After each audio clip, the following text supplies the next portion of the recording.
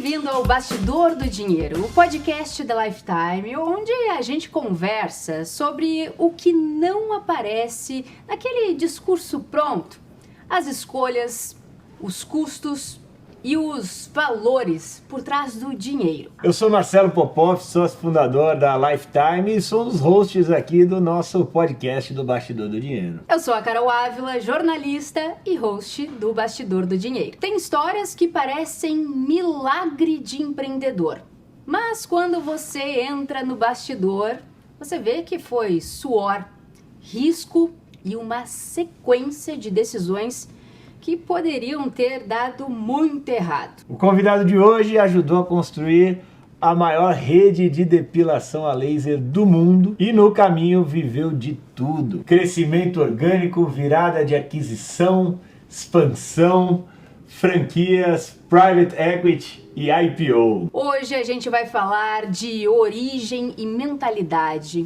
bastidores de decisões que mudaram o rumo do negócio e o que o dinheiro fez e o que desfez durante esse caminho. Seja muito bem-vindo, Paulo Moraes, meu amigo. Obrigado, Marcelo. Obrigado, Carol. Luiz. Obrigado, hein? Muito bom. Muito Obrigado bom pelo convite. ter você aqui. Pô, imagina, cara, um prazer enorme aí. Desde que eu conheci o Paulo, desculpa te cortar, mas já te cortando, desde que eu conheci o Paulo, sempre foi uma figura sempre muito simpática, Obrigado. sempre muito atencioso e, pô, acho que a gente vai ter um bom papo aqui. E maluco, você ia falar de maluco. E maluco, Eu ele quis- pensou bem falar. Eu quis te preservar. Ó, tenho certeza que tem muita história pra hoje, pra gente conversar. Mas eu queria saber, Paulo, quem era o Paulo antes da Espaço Laser? Tá bom. Então, Sonhos. Então vamos lá, só vou tentar fazer essa parte bem curta dessa história, tá? O Paulo Moraes vem da periferia de São Paulo, né? Para quem não sabe, eu nasci no Hospital Municipal da Lapa. E o upgrade da minha família, no caso meu pai e minha mãe recém-casados, era Pirituba, ao lado da igreja matriz de Pirituba, na rua José China. Uma casinha que meu pai me conta, nessa época, lógico, recém-nascido não sabia, mas ele contava que a casa não tinha telhado, era uma lajezinha. Então ele tinha coleções de balde, porque quando chovia mais dentro da casa do que fora. Essa era a realidade da nossa família quando a gente começa a história e eu venho ao mundo, né? E nessa jornada, filho de dois bancários, a formação do meu pai naquele tempo era técnico de contabilidade, os dois não tinham formação universitária. E quando meu pai, um pouco mais à frente, pensa em melhorar a condição de vida da família, ele deixa o banco para ir trabalhar no escritório de contabilidade e dali ele funda o pequeno escritório de contabilidade dele e com isso vai melhorando a condição de vida, então ele vira um pequeno empreendedor no escritório de contabilidade. Legal. E vai melhorando a condição de vida. Sim. Mas a verdade Marcelo, que eu costumo dizer que meu pai era um comercial de mão cheia, um técnico extraordinário. Eu aprendi contabilidade com ele, e você vai entender por que eu estou falando isso para você agora. Legal. Mas um péssimo gestor. Tão ruim que ele quebrou um escritório de contabilidade. E nessa etapa da vida, a gente não era rico, ainda não era rico, a gente vivia num bairro... Estava melhor do que o começo. Muito melhor, escuta, naquela época, inclusive, ele já tinha condição de me pagar um colégio particular, já tinha saído da condição de escola pública, então a gente tinha uma condição melhor de vida. A casa financiada pelo Sistema Brasileiro de Habitação, o famoso BNH, ele tinha conseguido financiamento comprado, primeira casinha lá geminada, a gente vivia numa condição melhor, mas nesse estágio da vida ele quebra, e quebra de verdade. E meu pai ensinou para mim, e ele fez exatamente isso acontecer e valer naquele momento que ele quebrou, preocupado muito com o nome e a honra dele, com o que tinha acontecido. O pequeno patrimônio que ele tinha amealhado até ali, que era uma casinha na praia que ele tinha construído, um sítio aqui em Atibaia, essa casa que a gente vivia, os carros, ele vendeu absolutamente tudo para pagar as dívidas. E nessa nova realidade... Qual seria o cenário? Então eu com 16 anos de idade, eu me lembro bem a discussão em casa, como é que compra a comida do mês que vem, minha mãe perguntando. E meu pai com toda a tranquilidade, não se preocupe que a gente vai dar um jeito. E lógico, se tornou empregado novamente, foi trabalhar em Ribeirão Preto, numa usina de açúcar e álcool, porque a vida é cheia de ciclos, né? Olha que engraçado, recentemente eu me aproximei, estive muito próximo de Nelson Cury Filho. Quem é Nelson Cury Filho?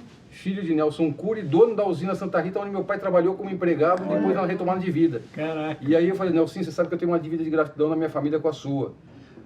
A sua família, ajudou a minha família num momento muito difícil da nossa família. Graças ao seu pai, que contratou meu pai, nós tivemos condição de retomar a vida e retomar a nossa vida. Então, essa é a origem de onde começa a minha história.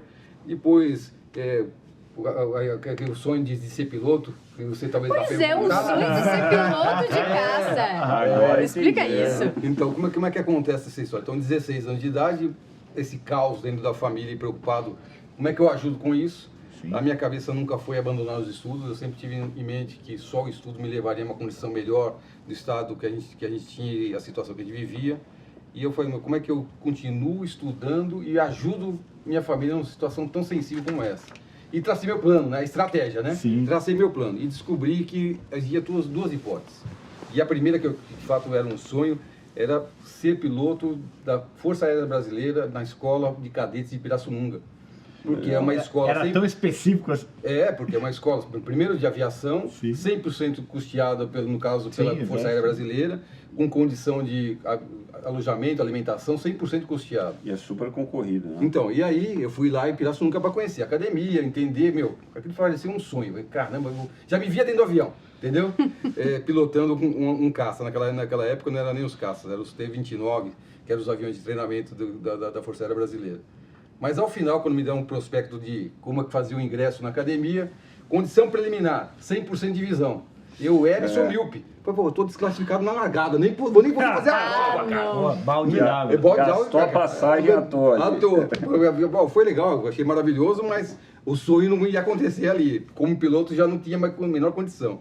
Segundo plano, e aí pelo fato de a gente ter mudado para Ribeirão Preto nessa altura, por causa do novo emprego do meu pai, eu descobri que em Jabuticabal, uma cidade ao lado de Ribeirão Preto, existia uma escola de técnica em agropecuária, que também era 100% custeada pelo Estado, então casa, comida, alimentação, tudo 100% custeado pelo Estado, o Unesp Jabuticabal, né? E que eu fui lá para conhecer e descobri que tinha um processo de ingresso, um vestibular para ingresso, numa relação de 32 candidatos para cada vaga. Sim. Então, fiz a prova, consegui ingressar no colégio técnico e começo a minha jornada no curso técnico em agropecuária. Agropecuária. Exatamente, aos 16 anos de idade, para formação no campo. E cumpri a jornada completa no colégio técnico. Mas foi interessante, Marcelo, Carol e Luiz, que nessa jornada no colégio técnico eu acabo me envolvendo a partir do 5º ano. A gente vivia justamente o processo de retomada da democracia, que a gente começava a falar de possibilidade de eleições novamente. Então tinha a possibilidade, porque tinha sido liberado a reimplantação dos grêmios estudantis. E eu me envolvi num movimento que era justamente esse, de rediscutir política e fazer que nas escolas, a gente reformulasse e criasse os grêmios estudantis. Então, como é que era a minha vida nesse período? Durante a semana, o curso era integral, tá? Aula de teórica de manhã, à tarde no campo, prática. Então, a semana era super comprometida com o colégio, mas aos finais de semana, a minha rotina passou a ser o quê? Visitar os colégios no estado de São Paulo inteiro, e aí apoiado pela Secretaria, naquela altura a Secretaria do Interior do Estado de São Paulo, que financiava o ônibus para que a gente pudesse fazer essas visitas. Naquela altura liderada por Chopin Tavares de Lima, que era o secretário do Franco Montoro. Sim, para mim, eu costumo dizer, o pai político, com quem aprendi política, foi com esse cara. Um cara com uma visão extraordinária. Foi o filho dele, André Franco Montoro. E aí, o que aconteceu comigo? Me tornei um líder estudantil, né? Eu era um líder, as pessoas tinham como referência, queriam saber que dia eu ia aparecer no colégio. Olha que barato. Então, o meu drive nesse período foi mudando. Foi mudando de forma que me apaixonado pelo campo, pela agricultura, pela pecuária, mas eu comecei a entender que de fato o que fazia a diferença eram as pessoas. A diferença estava nas pessoas. E aí, caramba, esse negócio da agricultura é legal pra caramba, mas acho que eu tenho que talvez estudar alguma coisa na área da ciência humana para eu entender melhor como cuidar de pessoas. E com esse novo drive, nesse novo momento, inclusive até sonhando em ser político, passou isso pela minha cabeça, ainda bem que eu não segui nesse caminho. Aquilo era que ano? Eu estou falando de 85. Eu falei, bom, eu vou fazer a faculdade de Direito. E aí, de novo, né? Faculdade de Direito tem que ser custeada pelo Estado, faculdade custeada pelo Estado, a USP era para mim a referência onde eu deveria estudar para entrar. Então, eu estudei para poder entrar na USP, entrei no Lago São Francisco, e nesse mesmo período, meu pai me procura com um novo desafio. Você vai estudar em São Paulo, eu estou com uma nova ideia aqui. Eu quero retomar aquele nosso projeto do escritório de contabilidade, porque eu acho que dá para retomar. Inclusive, alguns amigos, ex-clientes que a gente tinha em São Paulo, já me perguntaram se eu não queria reassumir os trabalhos. Eu acho que dá para retomar o escritório, mas eu preciso da sua ajuda. Aí eu falei, pai, mas eu não faço nem ideia o que é esse negócio de contabilidade. Eu falei, não tem problema, é simples. Naquela altura, imagina, era tudo escriturado à mão. Caraca, livro de entrada, livro de saída, livro lançamento de ficha tríplice. E eu trabalhava justamente naquela máquina de lançamento de ficha tríplice, que era uma loucura, que era um barulho horrível. Então, meu pai consegue, nesse novo projeto, de um amigo, e aí a importância dos relacionamentos, o famoso network, quando a gente precisa de alguma coisa. Esse amigo dele empresta para ele uma sala que aquela sala não tinha mais de 20 metros quadrados.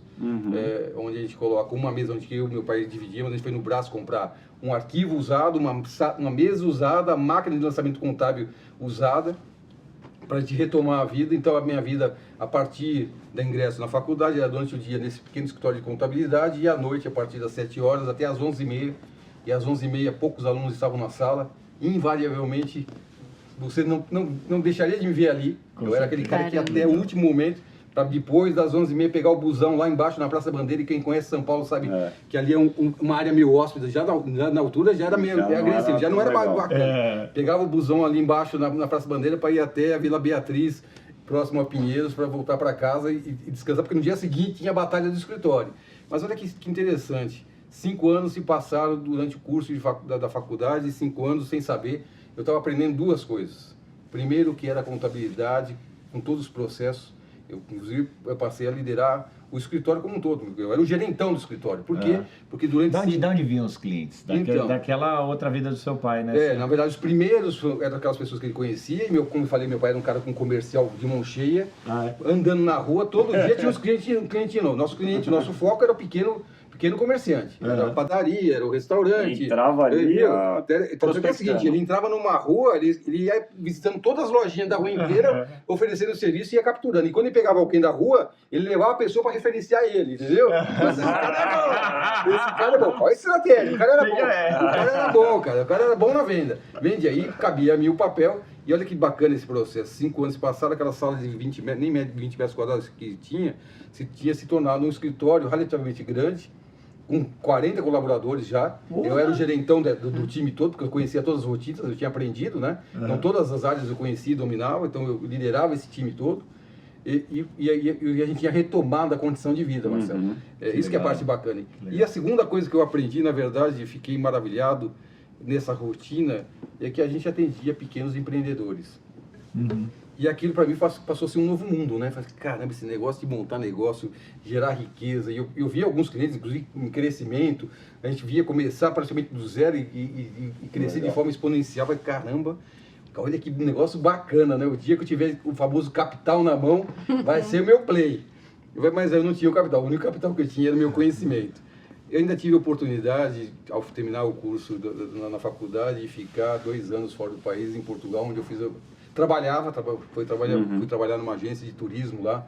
Para minha surpresa, consegui o trabalho lá. Chego na Natal da agência, a agência estava quase quebrada, Marcelo. Eu falei assim, meu Deus do céu, olha o desafio bom. Olha o desafio. E eu fui para a controladoria, porque eu tinha noções de contabilidade, então eu fui para a controladoria. Falei, vou ter que ajudar esse maluco a fazer a retomada da empresinha dele aqui, porque o negócio tá ruim, eu vou perder o emprego. Parte bacana, nos 2 anos que eu estive lá, a gente arrumou a empresinha dele, ficou boa, até fizemos a primeira filial da empresa. Foi legal pra caramba, foi um projeto bacana pra caramba. E aproveitei e fiz a minha pós-graduação. Bom, decisão de voltar pro Brasil, porque claramente, e aí também tem uma história, mas vai ficar para um outro dia para contar, porque eu fui provocado por um amigo que me viu lá, porque eu tinha um segundo emprego, tá? Porque o emprego, só o que eu ganhava de salário, não pagava a conta que eu já tinha, porque inclusive já tinha um filho. Então eu tinha um segundo emprego que tinha conseguido um cara que tinha me arrumado um balcãozinho num shopping para eu vender brinquedos no shopping aos finais de semana. Então eu era vendedor de brinquedos aos finais de semana. Em Portugal? Em Portugal. Caraca, num balcãozinho vendendo brinquedo, consignado. O que eu vendia, eu acertava com o cara que eu tinha vendido do dia e ficava com o resultado na minha mão. Isso era para complementar a renda. E fui impactado por um brasileiro que me conhecia, que ao me ver no balcão e me perguntou que eu estava, contei minha história de vida, como que estava. Ele olhou para mim e falou, pensa bem, cara, você estudou pra caramba, você é um cara bom pra boca, o que você está fazendo aqui? Você está ficando louco, cara. Volta pro Brasil, que lá que está a oportunidade. E aí eu falei, Caio, pô, mas como é que eu vou voltar ao Brasil? Vou fazer o que lá no Brasil, cara? Não tem nem por onde começar no Brasil. Ele falou, vamos fazer o seguinte, cara. Ele tinha uma empresa razoavelmente boa no Brasil. Eu falei, meu, você voltando para o Brasil, eu sou seu primeiro cliente na advocacia, você vai cuidar para mim da parte jurídica na minha empresa. Volta que eu te garanto isso. Que era o mínimo necessário. Eu já fiz uma continha rápida, meu, dava para pagar contas se eu voltasse com ele como cliente. Você está falando que é sério, eu posso voltar, meu? No dia seguinte já estava planejando, vou voltar. E como de fato voltei para o Brasil. Quando eu volto para o Brasil, meu pai tinha certeza absoluta que eu seria de novo com ele, junto no escritório de contabilidade. Eu tive uma conversa meio dura naquele momento com ele. Falei, pai, você sabe que eu te amo demais, cara, mas essa tal de contabilidade eu odeio, cara. Uma rotina, um negócio que com prazos, obrigações acessórias, um manicômio tributário que é o Brasil. Isso é louco, isso aqui não é mundo pra mim. Eu te ajudei, eu fiz, admiro demais quem faz. Mas não é pra mim esse mundo. Aí ele... mas nitidamente, você tinha o teu skill de fazer o negócio andar pra frente, crescer, né? Essa já tinha provado duas vezes. É isso mesmo. Expandir, né? Expandir. E aí, meu pai, com toda a sabedoria, falou, tá bom, ok, mas qual é o plano? Lógico, contei a história do Caio, que tinha me ofertado, mas eu falei, eu tenho um plano aqui. A gente tem uma base de clientes aqui, conquistada, que hoje já são, inclusive, alguns deles muito mais amigos do que clientes. Eu vou visitar cada um deles, eu vou oferecer agora o serviço jurídico, que é o que eu sei. Afinal de contas, foi o conhecimento que eu me aliei na minha formação. E comecei nessa jornada, Marcelo. E graças a um amigo que me confiou um processo muito importante, em termos de valor, e aí, mérito meu por ter me desincumbido da função de forma positiva, aos 26 anos eu era um jovem milionário. Caramba. Como aconteceu isso, então Paulo? eu venci o processo, eu tinha um percentual sobre o que estava a briga, eram alguns milhões, o resultado era também muito dinheiro. Eu não sei se vocês se lembram. Todos, né? Não sei se vocês lembram, eu nunca contei isso aqui, eu vou contar pela primeira vez. Opa. Eu não sei se vocês lembram. Mas isso é bastidor, né? Antigamente não tinha o celular portátil para você saber o seu saldo bancário. Como é que você sabia o seu saldo bancário? Você ligava piscava a conta e piscava seu saldo. Lembra disso? Sim. No dia, botava a senha pelo no dia que me falaram que ia me pagar o valor, eu achava que até o dinheiro tá na minha conta, eu achava até que não ia receber, que era tanto dinheiro, eu falei, meu Deus, esse cara não vai me pagar isso. Na hora que eu cheguei em casa, aquela ansiedade, né? De pé, liguei só para ter certeza que o dinheiro tinha entrado. Na hora que eu falou, seu saldo eu sentei na cama e falei, caralho, tô rico. Tô rico. Marcelo, aquilo de fato mudou a minha vida, porque naquele momento eu tive dinheiro para comprar a primeira casa minha, comprar um carro. Porque até então eu tinha uma condução que de vez em quando me deixava na rua, era complicado, inclusive algumas vezes me deixou na rua porque eu não tinha dinheiro para, inclusive, pro combustível, eu calculava errado, o tempo do tanque, acabava o combustível no meio do caminho, eu falei, meu Deus do céu, eu tô enrolado. Ajuda aí, né? Ajuda aí, pelo amor de Deus, dá uma mão também, né? Parte eu tô fazendo. Não. Aí comprei um carro, falei, agora eu vou começar a chegar com quem é um cara de sucesso, né? Comprei um carro bacana e um novo drive, agora eu vou pro play de empreender. Ok, não posso abandonar a advocacia ainda porque eu não tenho um novo negócio, mas eu vou achar o negócio que vai ser o meu futuro. Pô, você não via na advocacia essa... O meu futuro, não. Assim, olha que interessante. Você não queria abrir um escritório Então, mas meu escritório chegou a ter um escritório relevante na advocacia. Aliás, se você hoje der um Google no meu nome, colocando Paulo Advogado, é capaz de você ver eu referenciado em alguns casos bem relevantes nesse país, tá? Eu trabalhei em algumas casas bem importantes. Eu conheci clientes que foram atendidos por mim. Isso. Não, eu tinha bons clientes. Olha. E tinha uma boa remuneração, mas ali não era meu coração. Eu fazia aquilo que gostava de fazer, mas meu sonho sempre foi ter alguma coisa na área de empresas, gerar riqueza com produtos ou serviços. Tem a lojinha, né? É a lojinha. Paixão pelo chão de fábrica. Na lojinha.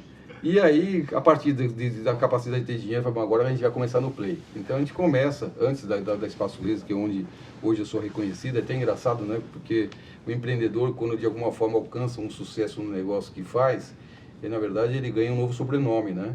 Então as pessoas talvez não saibam quem seja Paulo Moraes, mas se você falar Paulo Moraes da Espaço Laser, eu sei quem é. Verdade, então, verdade. Hoje, Esse é o sobrenome. Então quando você tiver o sobrenome da sua empresa, tenha certeza que você chegou no seu sucesso. Exato. Essa é a dica que a gente pode falar aqui.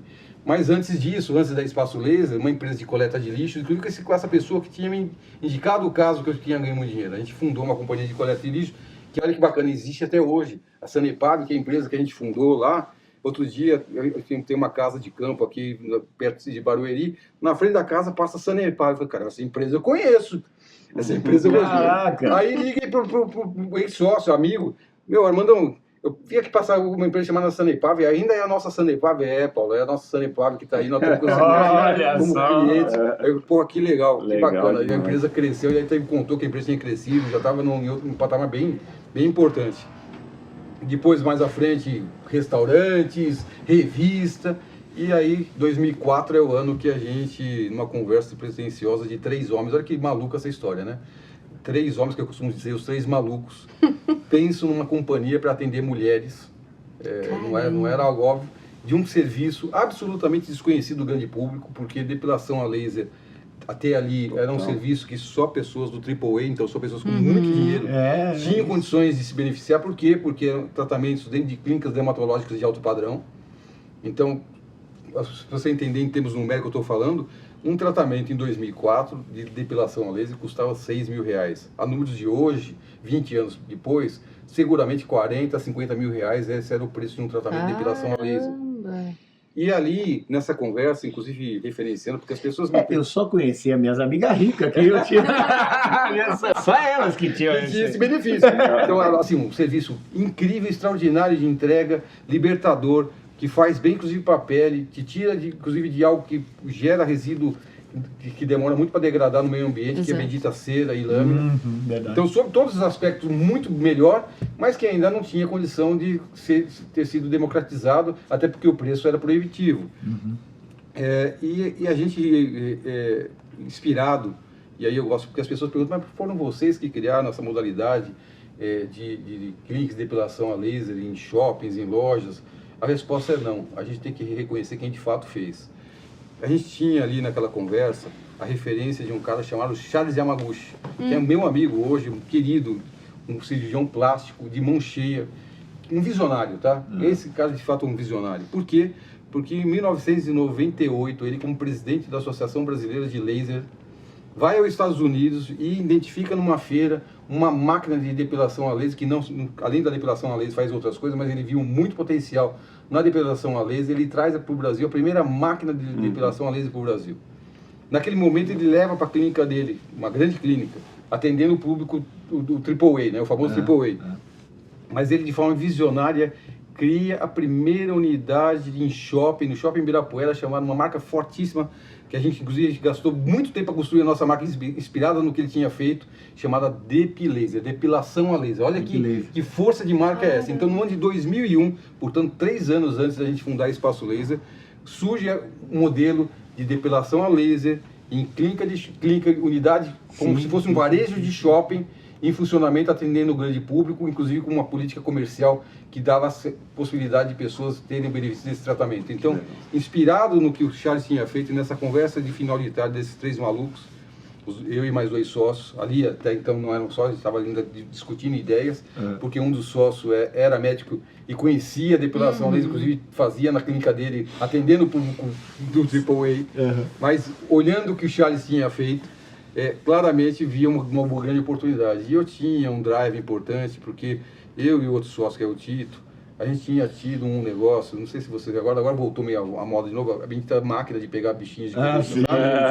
A gente tinha tido uma empresa dessa. Era bom, deve gastar era um bom negócio. Excelente negócio. Cara, foi um excelente negócio. O problema é que esse negócio fez o seguinte, ele fez uma cenodal. Ele explodiu, a gente tinha todas essas máquinas em padarias, né? Ela explodiu em funcionamento, de repente caiu, até que chegou um ponto que o Tito falou, e agora o que a gente faz? Vamos retirar as máquinas das padarias, Tito, dar de presente para eles. Porque a gente vai guardar pra quê essas máquinas? Vai gastar mais dinheiro guardando. Vai guardar, mas dá de presente. Já ganhamos dinheiro com eles. Foi tipo presente. Dá pra eles. Dá presente essas máquinas pra eles. Esquece agora as máquinas. Pivotou agora. Então, mas olha que bacana. Pra mim ficou o drive do máquina gerando receita, hora, máquina, dinheiro. Sim. E quando a gente vai olhar esse negócio provocado pelo outro sócio médico, para ver o negócio, e eu fui lá visitar a unidade do Charles e meu, máquina, hora, gerando dinheiro. Putz, tem um negócio aqui. Aí, ok, a gente se acerta, vamos começar então esse novo negócio. Por óbvio, na conversa, sua clínica estética tem que desaparecer, porque senão vai gerar conflito, né? Então, como é que começa esse novo negócio? O que era antes uma clínica de dermatologia estética tem que se tornar uma unidade de espaço laser, então a gente pinta a loja, faz como se fosse uma lojinha, e a gente funda a primeira loja no conceito replicável, inspirado no que o Charles tinha feito. A primeira loja no shopping aqui em Morumbi, uma loja que inclusive a gente investiu 3 meses de conversa, porque quando eu fui para abordar os gestores do shopping, a primeira resposta foi, não, isso aqui no mix do nosso shopping não faz o menor sentido, Caramba. Isso aqui vai gerar cheiro, isso aqui vai ter problema com a Visa. Escuta, tem um shopping aqui pertinho de você que tem algo parecido, então, até foi bom para isso. Então me traz documentação para dizer que isso funciona, eu tive que buscar documentação para provar que era possível. Não, 3 meses conversando. Escuta, e não era de graça o ponto, tá? Nossa. Era para pagar a luva Tá pedindo, por favor. 3 meses conversando com eles até que a gente convence finalmente o gestor de que, ok, a gente vai dar o direito de você comprar um ponto aqui com a gente. Então compramos o ponto, mas foi bacana, porque surge então ali o primeiro modelo replicável do que seria o nosso modelo base. Já tinha para construção o em nome? escala. Sim, então a gente, o que eu falei, a gente até contou com a ajuda de um amigo nosso na altura para a construção dessa marca, porque na nossa cabeça, até porque era um serviço absolutamente desconhecido do grande público. E no Alguma coisa laser. Tinha algum modelo parecido, não, né? Não, você sabe que naquela altura a gente nem tinha, acho que cabeça nem condição. Escuta, empreendedor na raça, cara. Sem muito planejamento, sem muita estratégia. Vai que mais ou menos dá. Raiz. Mais ou menos, tudo mais ou menos no feeling, no histórico vivido do passado. E vamos que vamos. Você sabe como é que é empreendedor, hein? 100% transpiração. Vamos lá. E aí, para nossa cabeça, a marca tinha que ser alguma coisa laser, para fazer referência que a gente era uma empresa de depilação a laser. E testamos vários nomes, afinal de contas tinha Depilaser, que é um nome forte para caramba, o que vai ser laser, né? Até que chegamos finalmente no espaço da depilação a laser, espaço laser. E surge então essa marca que, inclusive o ícone não tem nada a ver com o que é hoje, ele foi evoluindo, a marca foi evoluindo ao longo da jornada. Hoje ela está na 5ª versão da marca. Sempre espaço laser, mas o ícone foi mudando, o logo foi mudando, a cor da Mas no marca. início o pessoal, o que fazia aí com esse nome? Não lia muito bem, né? Então, escuta, pensa o seguinte, serviço absolutamente desconhecido do grande público, ok? Ninguém sabia. Peraí, antes de tudo, você que está assistindo aqui, ó, segue o Bastidor do Dinheiro nas redes, se inscreve no canal, dá o like, para continuar acompanhando esse nosso bate-papo que tá muito bacana aqui Com Paulo Moraes, sócio fundador da Espaço Laser, e esse é um pedacinho da história dele que ele tá contando agora já tô seguindo aqui. lá, muito bom. Boa. O pessoal confundia? Como é que foi esse início? Então, escuta, serviço desconhecido. Antes, olha que interessante, e tem história também aí. A gente, de forma arrogante, né? Simplesmente colocamos nosso logo na frente da loja, Espaço Laser, não colocamos mais nada. Ok, tinha alguns adesivos dizendo depilação na vitrine, mas a marca em si não identificava o que era. Por óbvio, algumas pessoas fazendo leitura errada da marca, Espaço Lazer. Espaço Lazer. Ai, então, hoje a gente tá risada, mas naquela altura era duro pra caramba, tinha conta pra pagar, cara. Botei dinheiro, né? Tinha conta pra pagar. Então as pessoas entravam achando que de fato ali era o lugar para deixar o filho enquanto ia fazer compra no shopping, entendeu? Ok, a gente não perdia a viagem, vamos combinar que também não perdia a viagem. Mas, já que você entrou, deixa eu falar o que a gente faz, né? Pra convencer. O lead não necessariamente Ok, ó, a criança não vai poder ficar, mas acho que a gente vai te atender. Então dava tempo pra gente explicar o que a gente fazia. Por esse motivo, e por muita insistência do Tito, que é de origem portuguesa, porra, falei pra você pôr embaixo de depilação a laser, mas você tá certo, vamos pôr lá então depilação a laser. Então, depois a gente de forma mais humilde vai o espaço laser, depilação a laser, para que pelo menos as pessoas minimamente soubessem o que a gente fazia ali, né? Então a marca surge dessa forma, depois, posteriormente colocando depilação a laser embaixo para identificação, mas num trabalho surreal de convencimento e apresentação do serviço para o grande público, né? Tua receita pessoal era 100% dali que vinha ou você ainda tinha outra? Não. Lembra que eu falei para você? Eu fiz um processo de migração. Durante um período, até porque o escritório já tinha alcançado um tamanho razoável, tinha uma receita importante no escritório. Tanto é verdade que na fase inicial do projeto, quem trabalhava o dia a dia era o médico e o Tito. Até num combinado que eu fiz com o Tito. O Tito nessa altura, e um amigo querido, que eu tenho muito respeito e carinho, a gente já tinha vivido inclusive outros projetos, ele não tinha o capital para fazer o investimento para a abertura desse negócio. E eu falei, Tito, cara, não se preocupe, nós estamos juntos. Eu vou pôr a sua parte, e assim que o negócio começar a ter retorno, você me devolve o dinheiro atualizado, e sem juros, atualização simples, você me devolve o dinheiro e está tudo certo, mas você tem um compromisso comigo, cara. Você vai para dentro da companhia, senta no caixa, porque eu confiava muito, eu confio até hoje no título, na idoneidade e seriedade, então foi aquele cara, caixa a caixa, me sentar em cima, me controlar e fazer o controle. E eu tinha um compromisso assumido com os sócios de todas as quartas-feiras, estar com eles para a gente olhar o que tinha que ser feito, o que tinha que ser feito. Às vezes algumas coisas eu tendo que fazer, ajudando também a fazer, mas o dia a dia era tocado pelos dois, né? Então essa rotina aconteceu durante 10 anos.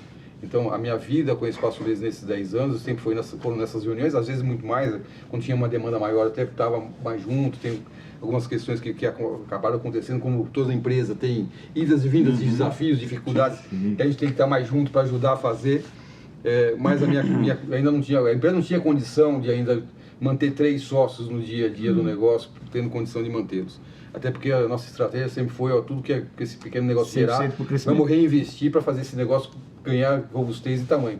É bem verdade que o sonho naquele momento não era o tamanho que a gente tem hoje, uma rede de 810 unidades. Pois é, o plano era um 10, não era? Então, esse era o nosso... Imagina que o nosso sonho, quando a gente funda a companhia, era, e muito drivado na minha cabeça, quando a gente tiver 10 lojas, então a gente começa já a pensar em distribuição de dividendos, porque a gente vai ter uma empresa já grande, vai ser legal, a gente fazia conta de faturamento por loja, vai montar uma grande companhia. Olha o sonho como é que era pequeno, mas pra gente naquele momento era um grande sonho. A gente vai modulando, né, à medida que você cresce, vai conquistando as coisas, você vai ajustando e se adaptando à nova realidade. Então, essa passou a ser a jornada. Tanto é verdade que, assim, nesse momento todo mundo, a família toda trabalhando, também minha esposa indo atrás do balcão, ajudando a fazendo treinamento. A Márcia tinha um skill muito importante, porque ela tinha vindo de empresas de call center, onde o treinamento é algo muito forte, né? Para manutenção de equipes. Então a Márcia vinha muito e falava, tem que treinar as meninas, tem que se motivar, tem que fazer elas fazer acontecer. Então o médico, o Igor, cuidava do treinamento técnico das especialistas que aplicavam laser, e a Márcia tinha a obrigação de treinar a equipe de venda. Porque era o gargalo, né? A moça operar isso aí, né? Não, tem o operar e o atendimento e a venda. A nossa venda é uma venda estimulada, não é uma venda tão tranquila. A gente tem que, inclusive, é um serviço absolutamente técnico. Você tem que conhecer muito do que você vai vender para vender. Sim. Porque tem um monte de desafio. Olha que interessante. 20 anos se passaram e as 3 principais dúvidas do que é esse serviço ainda continuam sendo as mesmas do que quando a gente iniciou. Quais são essas dúvidas? Dói ou não dói? A gente faz pesquisa até hoje, tá? Dói ou não dói? Dói ou não dói? Mancha. Funciona ou não funciona? Ou isso é só uma enganação, vai voltar o pelo de novo? E a terceira pergunta é caro ou barato? É nessa ordem, tá? Olha só, dói ou não dói? Até hoje, 20 anos se passaram. Funciona, caro ou barato? Caro ou barato. Lá no começo eram essas dúvidas e ainda hoje são essas. Então o time de venda tem que conhecer muito do que a gente está fazendo e entregando, sobre todos os aspectos, tecnologia, como funciona, o resultado esperado. Tem que estar preparado. Então, a parte de formação da companhia, inclusive sobre o meu olhar, inclusive quando eu vou para o dia a dia efetivo, e isso acontece a partir de 2014, a minha preocupação foi a gente precisar ter um centro de formação. Se a gente for acelerar e escalar, a gente vai ter que dar robustez no nosso centro de formação, que inclusive depois a gente transformou em Universidade do Laser, onde a gente tem hoje quase 40 profissionais envolvidos em treinamento, reciclagem, formação e aperfeiçoamento de profissionais, porque dos times operacionais, que são em média 7 a 8 colaboradores por loja, multiplica isso por 800 lojas, então você vê o universo que a gente está falando aqui. Caramba! 100% desses times são treinados pela nossa universidade corporativa e não começam em loja antes desse treinamento. Eu estou dizendo aqui que o investimento é um investimento relevante. Sim. Eu estou falando de um profissional como que é o especialista do laser, que faz a aplicação do laser. A gente assina a carteira dele no dia de hoje e ele só ingressa na atividade 30 dias depois. Caramba! Ele fica 30 dias em formação teórica, depois prova, prática, acompanhamento com o profissional e ele está liberado. Parte de cultura também e tal. Cara, que é essencial e assim... Formação de pessoas na veia, na né, veia. Paulo? Escuta, o nosso negócio é um varejo, como todo varejo, que gente é a alma desse negócio. Sim. E a gente com um desafio adicional. A pessoa entra numa unidade nossa e no passado até levava um contrato escrito em papel, assinado. Hoje em dia nem papel existe mais, é tudo eletrônico, né? Ela entra, e ela sai apenas com um sonho de se ver livre do pelo. Não leva mais nada. Diferente de um varejo de produto, que ele leva pelo menos uma sacolinha, alguma coisa, que inclusive dá aquela satisfação de ter comprado alguma coisa bacana. Ela compra um sonho com a gente. A gente entrega, ok? Mas do momento da compra, do desembolso, ela não levou nada. Ela só está levando o sonho. Então, olha a importância de gente num negócio como esse. Sim. E aí, a questão de cultura, engajamento, que é algo que as pessoas que me conhecem, que trabalharam comigo, ou estão sempre comigo no dia a dia, sabem o quanto eu valorizo e dou importância a essa figura de líderes que são capazes de engajar equipes e fazer elas realizarem coisas que, inclusive, elas não foram contratadas para tal. E nem que elas sabiam o que elas fazer. Então porque eu que é o encantamento. É isso, cara. É engajamento pelo encantamento e pela paixão pelo que você está fazendo. E isso vem muito ligado à figura do líder que você está trabalhando.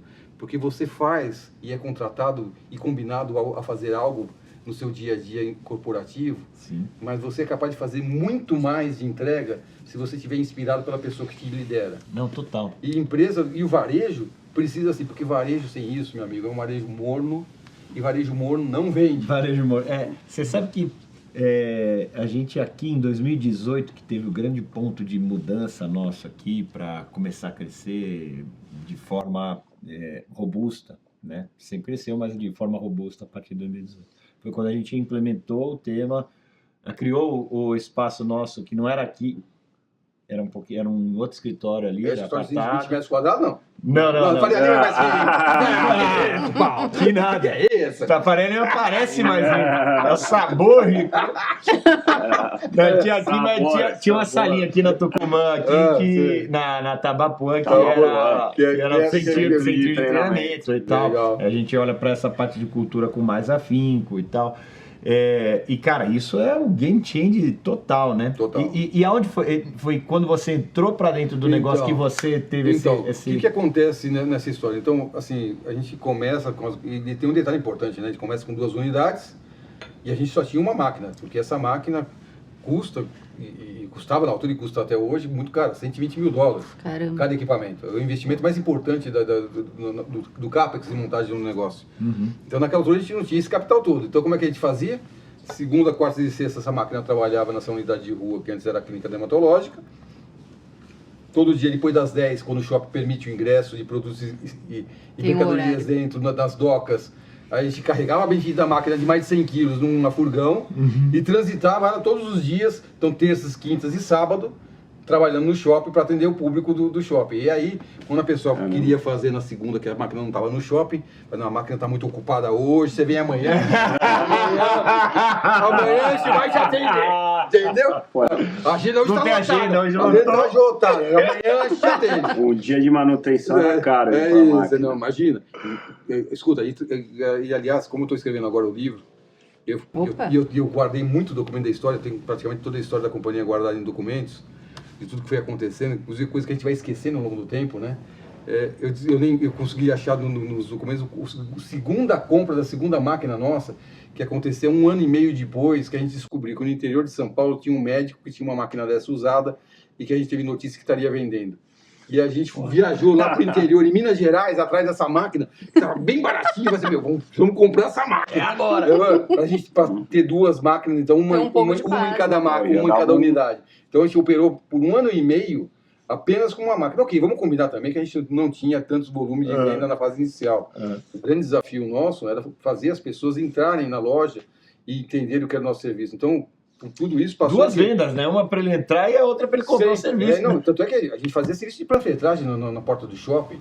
Caramba. Inclusive todos sócios, todo mundo ali entregando panfleto, vai lá para conhecer, para ver as pessoas irem pelo menos conhecer o nosso negócio. Esse era o nosso grande desafio. Então a gente segue essa jornada, e essa jornada de crescimento orgânico, construindo a segunda unidade, a terceira unidade nossa, a gente não fez também com capacidade de geração do próprio negócio. Como é que a gente montou essa segunda? Aliás, é algo que eu não recomendo a ninguém como empreendedor fazer o que a gente fez. Eu fiz tudo Anota errado. aí. Eu fiz tudo errado, tá? Tudo errado. Eu e o Tito, a gente tinha um outro negocinho que, por acaso, até ia muito bem, de pesquisas clínicas laboratoriais. Ia muito bem com outro sócio, que estava gerando uma capacidade, sabe, gerando dinheiro, de verdade. Tava indo bem pra caramba esse outro negócio. E aí, olha que maluco a gente fez. A gente a gente sonhou em abrir a terceira unidade, que o negócio não tinha condições de financiar. E a gente visitou o Marcelo, falou, Marcelo, tem um negócio bom que a gente está fazendo, você não quer ajudar e dar o dinheiro, entrar. Inclusive, a gente ofereceu à sociedade. A gente pega o caixa aqui dessa empresa, a gente põe na Espaço Laser e monta. Olha, tudo errado, cara. Em vez de falar, tá dando dinheiro, foca aí, faz o negócio crescer, acelera o crescimento. Tira de lá e põe aqui. Então é assim, ó, dica dada, tá? Se o negócio tá dando dinheiro, foco no seu negócio, tudo que você gera dinheiro, não é o negócio, nada fora, dentro do negócio. A gente podia ter destruído. Esse tipo de lição você só vai aprender depois. Escuta, a gente podia ter destruído outro negócio, pensa bem. Com certeza. Pensa bem, Tira daqui coisa de onde louco, tá, hein? tudo errado. Mas não tem aquele negócio que fala assim, vira pro sábio, sábio, como é que eu me torno um cara, um sábio? Ele fala assim, fazendo boas escolhas. Como é que eu faço boas escolhas? Fazendo más escolhas. É mais ou menos isso. Então, a terceira unidade surge com o dinheiro do outro negócio nosso, que inclusive a gente oportunizou para o Marcelo ser sócio, e ele achou que talvez não pudesse ser um bom negócio. Não, esse negócio de depilação, Paulo, esse negócio eu acho que não é bom, não. Aliás, a gente teve ao longo da nossa jornada algumas caminhadas onde a gente convidou algumas pessoas para nos ajudarem, entrarem como sócio, e muitos falaram não, tá? É difícil, Eu queria né, saber cara? como é que eles se sentem hoje. Você sabe que um deles, que é amigo meu até hoje, porque a terceira foi dessa forma que a gente montou, tá? A gente tinha o sonho de crescer, a gente estava com 3 unidades, a gente queria crescer mais. A gente não tinha dinheiro, a gente inclusive não tinha nem capacidade de pegar dinheiro em banco, a gente não tinha nem balanço para mostrar capacidade de endividamento. E aí a gente pensou, vamos fazer o seguinte, vamos achar R$1 milhão para 25% da companhia, e com R$1 milhão a gente vai para 7 unidades, a gente monta 4 unidades, porque a gente montaria financiando parte das máquinas e a gente montaria 7. Então de 3 para 7, para mais do que dobrar a companhia, pensa. E famoso Families and Friends, né? Batendo na porta de um monte de amigos, escuta, tem aqui um projeto, você quer lá, R$1 milhão, 25%. Todo mundo falando não. Não, inclusive esse amigo que hoje me fala, como é que eu não vi esse negócio? Pois é, eu te ofereci, cara, para você ter 25% do nosso negócio. A verdade é que uma das pessoas, na verdade um amigo de um amigo nosso, acabou ingressando com a gente e de fato aportou R$1 milhão, e tem uma história seguinte a essa, porque depois ele acabou se desentendendo com os 2 outros sócios. Tá. E você sabe também lição aprendida que não há negócio nenhum no mundo, por melhor que seja esse negócio, que sobreviva a sócios brigando. Não tem negócio que possa sobreviver. E eu já tinha essa lição de um outro negócio anterior a Espaço Laser, que eu sabia exatamente o que acontecia quando os sócios brigavam. Esse sócio ingressou na sociedade, colocou R$1 milhão, a gente foi para 7 unidades. Quem que fez o valuation? O valuation foi meu... Vamos lá! R$1 milhão que precisa! Quanto milhão? 25, 25! Foi assim, cara, uma mesa de sócio. Tá bom, pra você, tá bom. Então é R$1 milhão, 25%, vamos lá. Foi assim que aconteceu. Não vamos mentir, não, tem que ser verdadeiro, cara. Tem que ser verdadeiro. Sem assessoria, na raça. E aí, ok, conseguimos R$1 milhão, o Hélio veio para a sociedade, mas o Hélio, que era sócio de uma grande empresa, com visão de governança, de uma empresa pequena, totalmente confusa, com sócios confusos, e começou a querer colocar a visão dele de governança. Arranjaram o chefe. Bom, nessa altura ainda não estava no dia a dia da empresa. E eu chego num dia na empresa, em estado de guerra, sabe aquele clima aquele clima tenso, gente, que aconteceu aqui, que eu não perdi essa parte do... Alguma coisa aconteceu, não, que o cara... Mas o que aconteceu? Guerra instalada. Quase indicando a vias de fato, sabe, meu? Gente, para lá. Esse negócio não vai acabar bem. O primeiro negócio vai acabar, vai ser o nosso negócio se vocês entrarem nesse ritmo. Então, não precisamos resolver. E aí vai, ok, como é que resolve, Paulo? Então, eu vou conversar com ele foi o último sócio entrante. Nessa condição, ele vai precisar sair. Como é que a gente devolve dinheiro para ele? Não sei. Calma. Um problema de cada vez. Vamos com calma.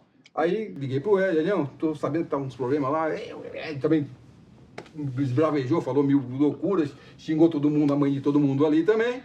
Falei, Elião, tá tudo certo, cara. Eu sabia que ele gostava de tomar um vinho. Falei, meu, topa tomar um vinho comigo hoje, cara?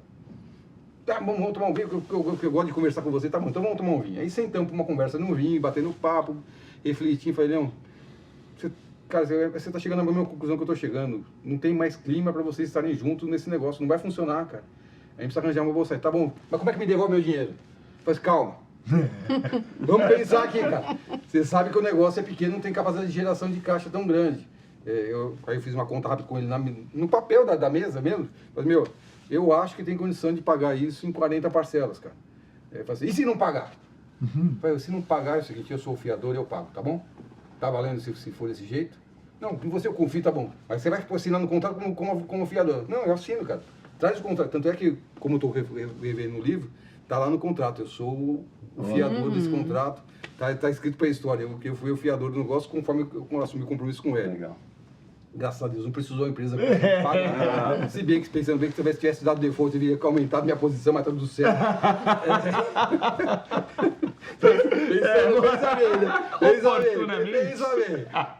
Mas assumi essa condição, resolvi o problema que tinha com o Hélio dentro da companhia, reorganizamos de novo a empresa, agora com o Hélio fora.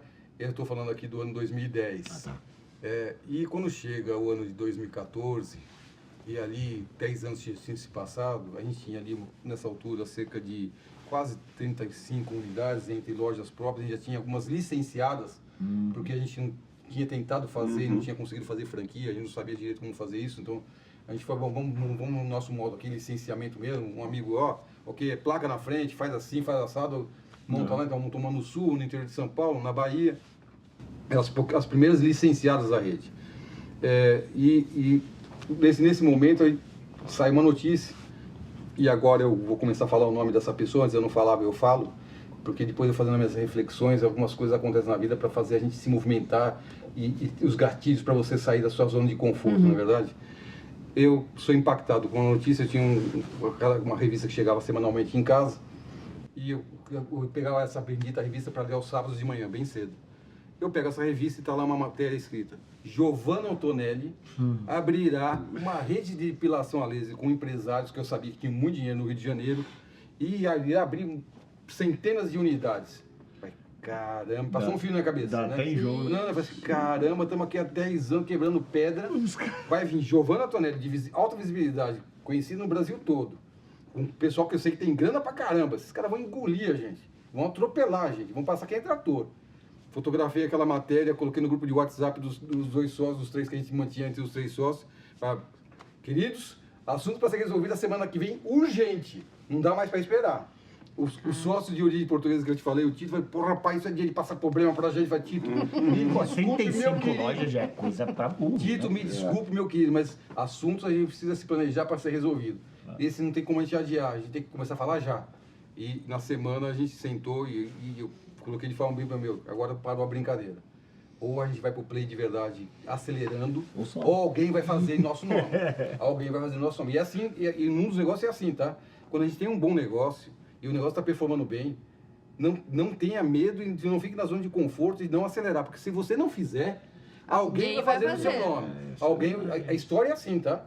Lembra que no mundo dos hambúrgueres, antes dessas grandes marcas, alguém tinha feito melhor do que eles. Quem fez pela primeira vez na história 1 milhão de vendas de hambúrguer não foi essas grandes marcas que a gente vê hoje. Foi uma marca que na forma de castelinho nos Estados Unidos, mas que não acreditou que precisava crescer e hoje praticamente ela é uma empresa que ninguém sabe o que é. Olha. Então a gente precisa acelerar. E aí foi ok, acelerar como? Sobre um capex de cerca de 1 milhão hoje, R$1 milhão por loja.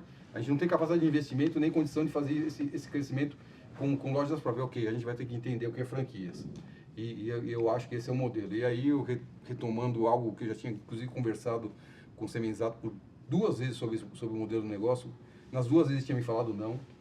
Tem história também aí, costumo ser que eu sou um cara determinado. E às vezes até chato quando eu acredito em alguma coisa. Senão não sai, né, meu? As coisas não acontecem. E sabendo naquela altura que ele estava com a querida Maria da Graça Meneghel, a Xuxa, em outro projeto que chamava a Casa X. Pra minha cabeça fez um filme, né? Eles têm Giovanna Antonelli, nós teremos Xuxa.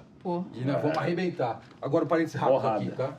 Um agradecimento a você, Giovanna Antonelli, pelo que você me fez pensar. Do fundo do coração, cara. Porque se não fosse você, a gente talvez estivesse no tamanho que a gente estava naquela altura. Graças a você, a gente saiu da zona de conforto, entendeu que precisava crescer e acelerar. Então, assim, de forma muito autêntica e verdadeira. Gratidão pelo movimento que ela fez, que fez a gente repensar o nosso negócio e decidir a fazer um crescimento naquele momento. Senão talvez a gente estivesse hoje ainda pensando em lojinha, devagarinho. Zona de conforto total, né? Sim. Então ela tirou a gente, então, assim, fundo do coração. Legal, e eu vou deixar manifestado isso no meu livro. A gratidão por aquele momento que ela fez, que fez a gente repensar a nossa Nada como ter um bom adversário. É isso.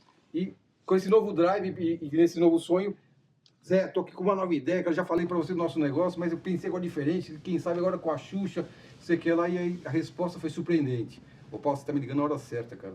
A Xuxa me falou semana passada que ela adoraria ter algo no setor de estética, alguma coisa no setor de bem-estar e saúde. Nossa, cara. Eu falei, caramba, então, como é que a gente faz, né? Cara. Como é que a gente faz? Mas não, eu vou ligar pro empresário dela, para ele vir aqui para conhecer, pra gente mostrar, como de fato ele veio, a gente mostrou o nosso negócio, o cara achou maravilhoso o negócio.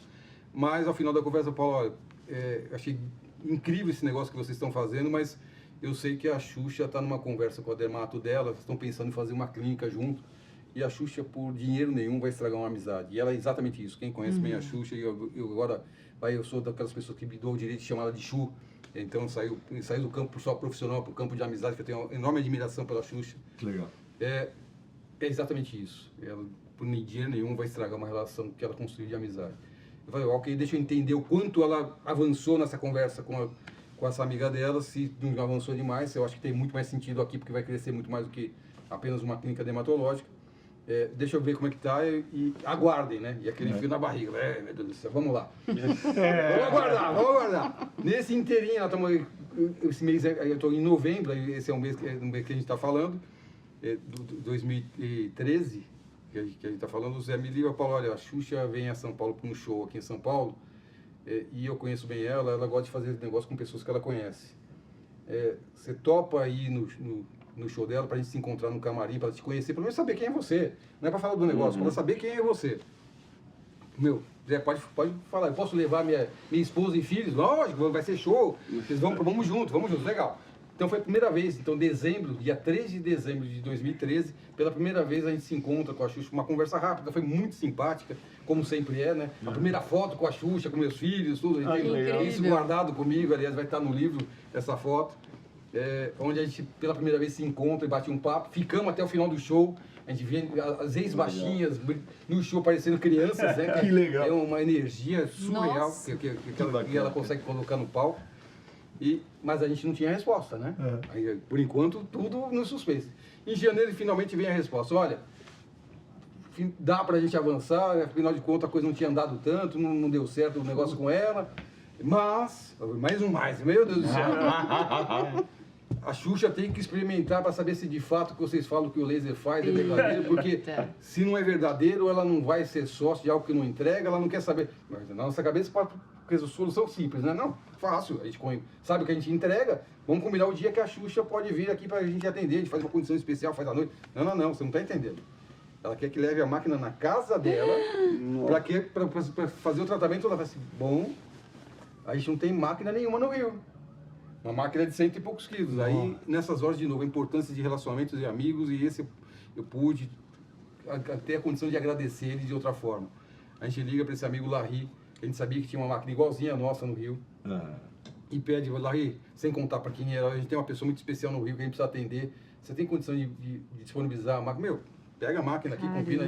Aí pegamos a máquina emprestada, a melhor profissional que a gente tinha trabalhando com a gente, que era a Maia, que vai atender a Xuxa pela primeira vez na casa dela, que atende ali a Sasha e a Xuxa, adoraram o tratamento, e aí sim veio a resposta, ok, vamos fazer. Aí com certeza ela foi lá com o padrão de atendimento, com treinamento, com encantamento. Mais do que isso, trabalhar com a verdade, e assim, a Xuxa se envolveu com a gente no comitê de marketing, e aí tenho gratidão por ela de forma verdadeira. Legal. Além de disponibilizar 100% a imagem como embaixadora da companhia naquele momento, disponibilizou o tempo que ela tinha de TV naquele momento que ela estava numa TV que tinha muito espaço, que ela disponibilizou 100%, colocava a marca dela 100%, você sabe, sem fazer conta.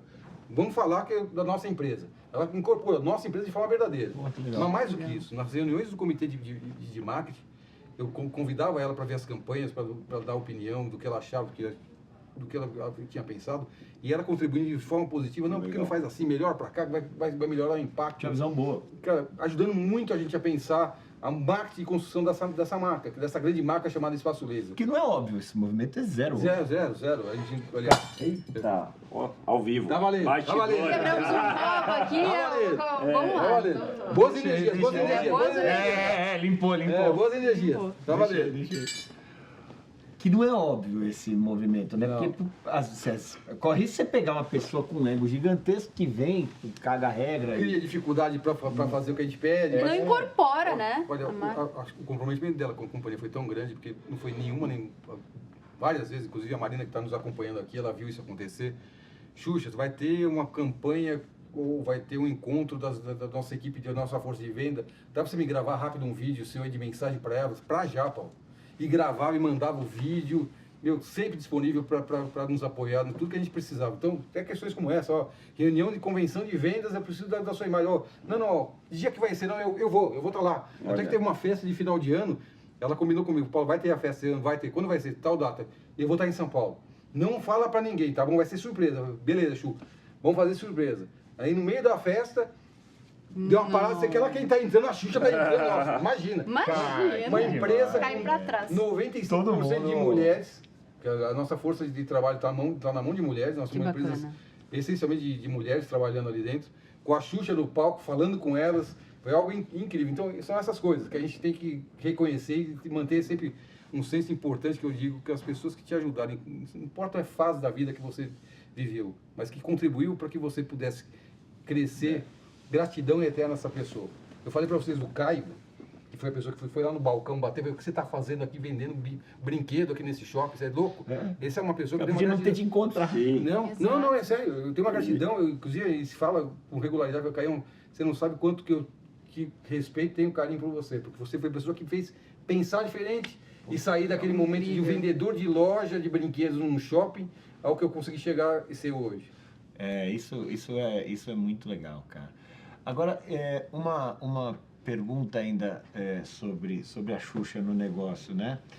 O que atraiu ela? Um plano de crescimento que você tinha mostrado para ela ou era ela aquela vontade dela mesmo de Não, acho ter que alguma veio um coisa combinado de coisas aí. E você sabe que eu nunca tive essa conversa de mais essa série com a Xuxa numa coisa. Uma próxima vez que tiver com ela, eu vou perguntar, Xu, o que te fez brilhar o olho de forma verdadeira? Porque lá você chegou, ó, o plano é esse, IPO é 800... Não tinha IPO, esquece IPO. Aliás, mais uma dica para empreendedor, cara. Eu fico constrangido com esses novos empreendedores que montam o negócio, não, que o meu negócio daqui, eu vou fazer IPO. Meu, que sonho idiota é esse, cara?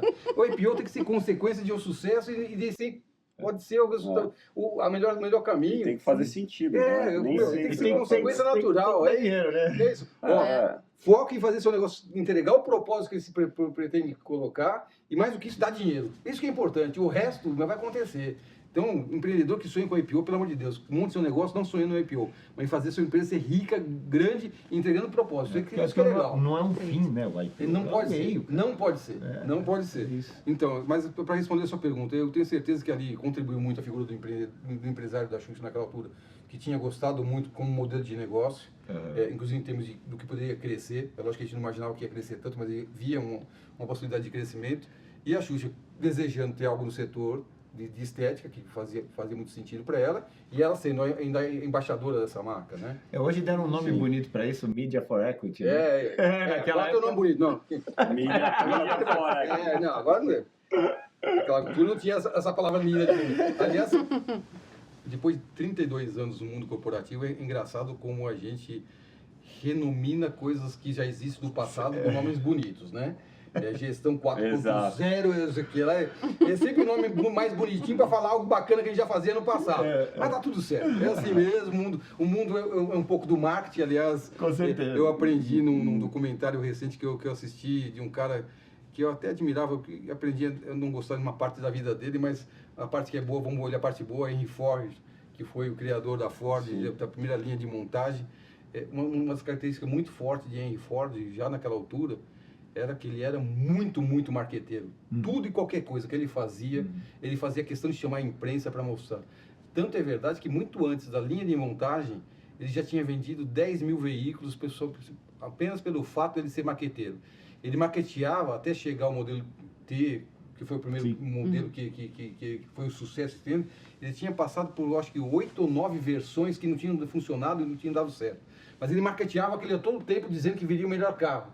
E foi quando ele achou o carro correto, ele vendeu em apenas um ano 10 mil unidades.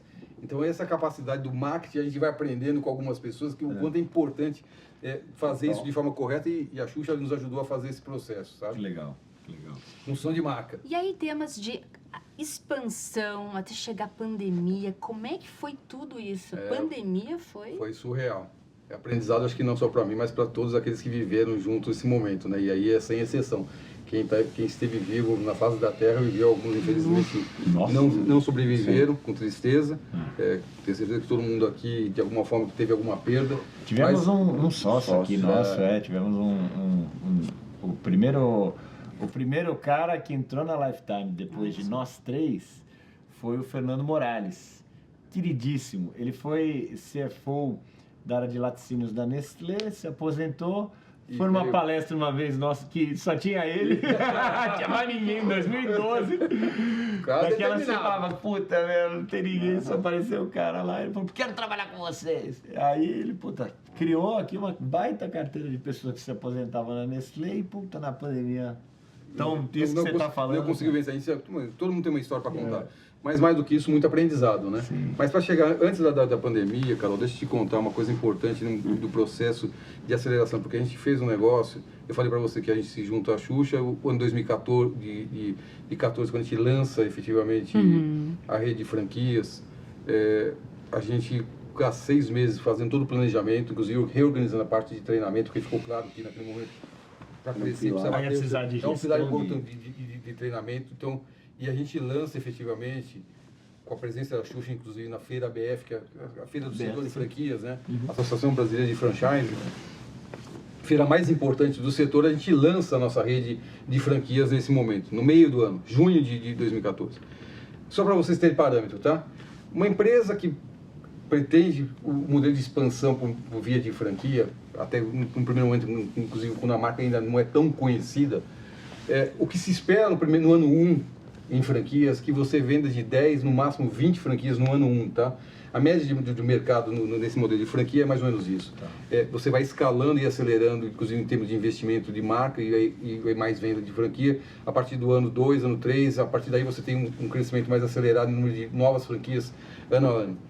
Para vocês entenderem a força do que a gente fez com a figura da Xuxa ajudando, no ano 1 da companhia, com tudo que a gente se preparou e com a imagem da Xuxa, a gente vendeu 120 franquias. Caramba! 6 vezes mais a média do mercado. E mais do que isso, eu costumo dizer que aí, aí já participando já do dia a dia, porque foi o que eu falei para vocês, entendendo que o momento era de aceleração, entendendo o skill de cada sócio dentro da companhia, chegou um momento que agora que eu preciso me dedicar e cuidar de fato dessa empresa, ir para dentro, ajudar a pensar a companhia e executar, mais do que pensar, executar, fazer essa execução, porque eu costumo dizer também que boas ideias são boas, quando são bem executadas. Com certeza. Porque ideias boas que não são executadas de forma correta se tornam péssimas ideias. Sim, Então a execução é algo primordial para algo de sucesso. Então, sabendo disso, a partir de 2014, agora chegou a hora de eu ir para junto do sócio, ajudar a fazer algo que eu sei fazer algumas coisas melhor, inclusive, do que eles, para que a gente faça isso de forma acelerada e minimamente organizada. Porque crescimento de forma acelerada... cai algumas coisas no meio do caminho, né? 120 franquias, puta, alguma coisa... Então, e a parte bacana, Marcelão, eu acho que essa parte que eu tenho orgulho também, porque, inclusive, o comitê de expansão que eu passei, eu colocava muito foco, eu dedicava ali 2 horas por semana dentro desse comitê, olhando para saber se de fato estava andando bem. A gente vendeu 120 franquias, a gente implantou 120 lojas, mantendo padrão, qualidade de atendimento e atendimento técnico no nível que a gente sempre fez. E mais, fazendo que esses novos parceiros franqueados, que eu chamo de parceiros, junto com a gente, passassem a ganhar dinheiro junto com a gente, porque franquia é um negócio que é importante em 3 pilares, né? A pessoa precisa conhecer do que vai fazer, então você tem que treinar, a pessoa precisa conhecer do seu negócio, tem que ser apaixonada pelo que está fazendo, e o terceiro pilar, precisa ganhar dinheiro. Não tem paixão nenhuma que sustente sem dinheiro no bolso. Então, o legal é que tem bastante gente que ganhou dinheiro com a franquia. Bastante, então, a gente ouve. É isso. Então, esses franqueados, novos franqueados ganhando, foram as pessoas que acreditaram inicialmente no nosso projeto. Quer ver um desafio importante? A gente fala tanto do bendito IPO, M&As, né? A gente vendeu 120 franquias no primeiro ano, não é? se o CAPEX de investimento de cada unidade é cerca de R$1 milhão, a gente fez uma captação de 120 milhões de reais no ano 1 dessa companhia. Caramba. É ou não é? Não é um bom deal? Total. É um bom Na deal. semana passada eu estava com uma cliente que teve franquia da Espaço Laser. Tem algumas delas que alguns ficaram bem ricos. Ela A gente teve 80 sócios que, ela surfou, conforme combinado e contratado entre esses sócios, chega uma determinada altura, porque a gente... Cara, eu tô atropelando e me voltando, mas aí vai me pôr no ordem, tá? A gente faz então essa expansão, depois final de 2016 a gente aceita no capital da companhia um private equity, a L. Catterton, que vem para a companhia com capital, mas mais do que isso, ajudando a gente a pensar de forma mais estruturada a gestão, porque até ali a gente tinha uma questão de governança sem conselho, não era tão estruturado, né? Inclusive com uma visão mais estratégica de algumas diretorias que a gente não tinha. A gente precisava a crescer, e mais do que isso, mudando o drive. Ok, vocês aceleraram muito franquia, é legal, vamos continuar, mas vamos colocar também esforços em lojas próprias. Já que vocês vão receber aqui um capital, vão abrir mais lojas próprias que vocês vão capturar mais valor. Então, a estrutura de gestão em lojas próprias é completamente diferente de franquias, muito mais robusta, né? Você precisa de muito mais gente. Então, todo esse aprendizado sendo feito, e numa construção aceleradíssima. Então, a partir daí, a gente passa a crescer uma média de 140, 150 novas lojas todos os anos, entre franquias e lojas próprias. Um crescimento insano, Marcelo, insano. Algumas coisas, inclusive, não acontecendo até como deveria acontecer, porque você está pé no acelerador, pé fundo, com os times, todo mundo focado. Algumas coisas, ok, quando der tempo a gente conserta isso. Vamos pra frente. Que nem carro na pista de corrida. Vamos pra frente. Vai o freio, gasta, o pneu gasta. Vamos acelerar esse negócio. Até porque, lembra que eu falei pra você, ou a gente fazia isso, ou a gente corria o risco de alguém fazer no nosso lugar. A gente não podia tomar esse risco. A gente precisava ocupar o território de forma verdadeira. E no outro lado, a Geolaser, né? Então, do outro lado ela estava indo também. Estava indo também. Estava indo, ok, não na velocidade que nós estávamos, a gente imprimiu outro ritmo. Quem começa antes tem benefício, a gente já conhecia. História do Netflix. 10 anos a gente já conhecia esse negócio. Já se conhecia. Netflix talvez seja um bom exemplo de o quanto a gente não pode ser arrogante, né? Porque antes deles tinha uma Blockbuster que com arrogância falou não. Não, mas eu digo assim, a Netflix hoje, né? Ela já tem uma vantagem competitiva com a turma por causa do tempo, né? A turma tá quebrando cabeça. Mas aprendizado também, não importa o tamanho que a gente seja, a gente tem que estar sempre atento às mudanças. Porque mesmo os grandes desaparecem, né? A história é cheia de histórias como essa. Kodak. Quem é dinossauro, né? Não se adaptou, ó. Sumiu da face da Terra. É mais ou menos isso. E aí, como é que foi? Nesse momento da pandemia, qual foi a saída, a estratégia e qual era o sentimento, Paulo? Olhando para todo o negócio, pensando, cara, o que eu vou fazer agora? Você entrou na pandemia assim, né? Acelerando. Pandemia acelerando ali, já com 600 unidades, Carol. Confesso que eu tive dias de sentar ao final de 18 horas de trabalho e chorar, sabe? Porque ali... a rede como um todo, tá? Vamos pensar 8 mil colaboradores. Um compromisso com muitas famílias, né? E mais do que isso, num negócio, diferente dos outros de varejo, que você pode entregar na casa das pessoas, eu não tinha essa hipótese. É um serviço controlado por questões de segurança sanitária, que só pode ser aplicado dentro de um ambiente controlado. Então, eu só aplicava laser com a loja aberta para as pessoas dentro do nosso ambiente. Com esse novo cenário, e aí é bacana quando as pessoas têm desafios de forma conjunta, e a famosa War Room, todo dia às 7 horas da manhã, com o nosso time ali, ajudando a pensar o que a gente faria, 100% fechar, todo mundo em casa, desespero, algumas pessoas inclusive achando que o mundo iria acabar, né? Muitas pessoas naquele momento pensando, agora acabou o mundo, mas a gente na certeza que a gente em algum momento iria retomar e que a gente precisava manter a empresa até lá, viva até lá, né? E aí, qual vai ser a estratégia? Bom, a gente tem aqui na nossa base de clientes, quase naquela altura, quase 5 milhões de clientes que a gente, em algum momento, teve relacionamento. A gente tem uma força de trabalho toda em casa, que é inclusive importante que a gente dê alguma coisa para fazer, para pelo menos até cabeça não focada no problema, mas em coisas boas que podem acontecer na vida dela. E utilizando de uma ferramenta que até então a gente não usava tanto, que são as plataformas de comunicação, que a gente aprendeu a usar ali, né? Eu descobri ali um novo mundo. Eu falei, bom, a partir de agora a cadeia de comando está quebrada, eu não estou falando que os diretores não estariam juntos comigo, mas a companhia toda vai começar a me ouvir todos os dias. E junto disso, reorganizamos a companhia para que a companhia toda passasse a vender. E qual que era a estratégia naquele momento? A gente precisava minimamente vender para manter o custo. Isso era minha missão com ele. Olha, gente, não estou preocupado agora mais em lucro, estou preocupado só em fazer a empresa ficar viva, inclusive manter o salário de todo mundo pago, que eu comprometi no dia 1, Marcelo. Eu pedi uma call com todo mundo, gente, todo mundo preocupado com o que vai acontecer, vai 100% demitido. A gente, estou vindo aqui para dizer para vocês o seguinte: ninguém será demitido em razão da pandemia. Aliás, peguei 200 milhões do banco ontem, e peguei mesmo, de empréstimo, para garantir que a gente terá salário para pagar para vocês. Que essa é a garantia, porque eu sei que o dia que a gente voltar, eu vou precisar de cada um de vocês para a gente fazer a retomada da companhia. Não vai dar para a gente contratar e treinar todo mundo ao mesmo tempo. Eu vou precisar contar com vocês com a mesma energia que vocês trouxeram a companhia até hoje. Então, o primeiro compromisso assumido. Mas, na seguinte reflexão, é como é que a gente toca isso. E aí, ok, vamos, naquela altura, o diretor da comercial, operações, que era a Bárbara Fortes, trouxe uma ideia e falou: Bárbara, é isso mesmo que nós vamos fazer. Nós vamos fazer todo mundo dessa empresa agora, todo mundo vai ser vendedor.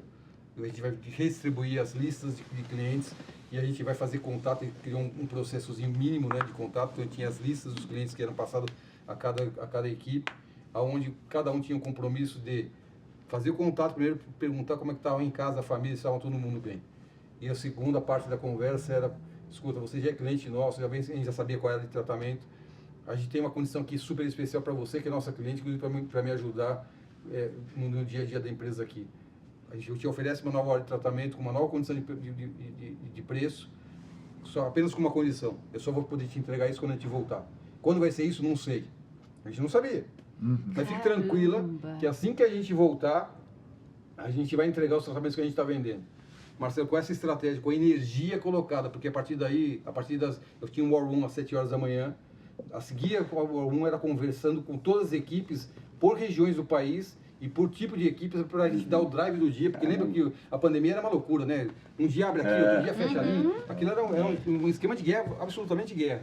Então, cada dia tinha uma nova missão a ser dada para os times. E como eu falei para você, eu quebrei a cadeia de comando, falei: a partir de agora, elas vão ter que ouvir de mim o que eu estou pensando e para onde eu estou, e dizer para elas que eu estou acreditando. Elas precisam saber de mim que eu acredito que dá para fazer.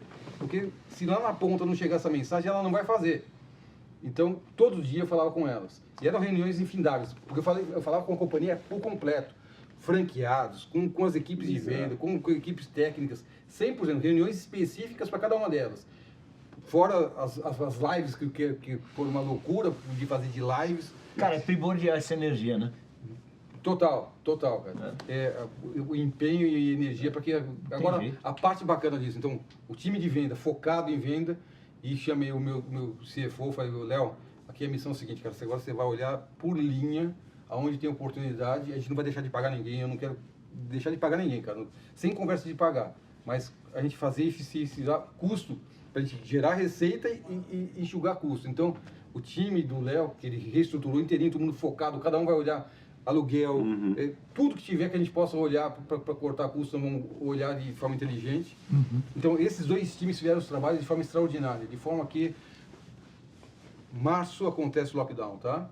A gente começa a pensar em lojas abertas em maio, junho, porque a gente lojas de rua, empresas do setor de saúde, as autoridades entenderam que a gente poderia, por causa da biossegurança, retomar funcionamento em lojas de rua em alguns pontos específicos. Então, praticamente 4 meses de lojas 100% fechadas. Essa empresa, durante todo esse período, entregou vendas e, mais do que isso, resultado positivo todos os meses.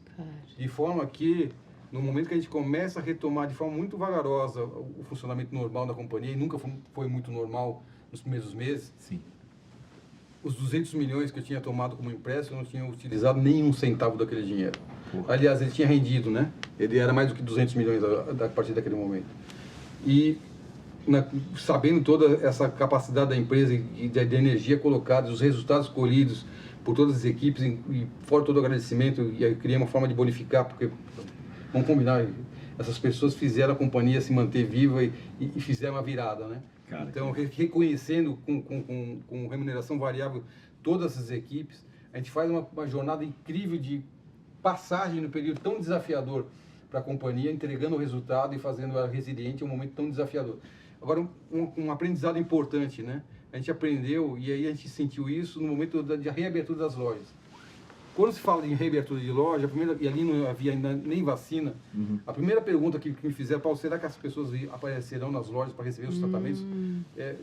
Com esse cenário ainda tão, todo mundo com medo, eu falei, não importa. Para o nosso time e para os nossos clientes, a gente precisa dar recado que a gente vai atender, nós estamos prontos para atender. E eu vou dizer mais, as meninas não vão abrir essas lojas sozinhas não, eu vou junto com elas. Caramba.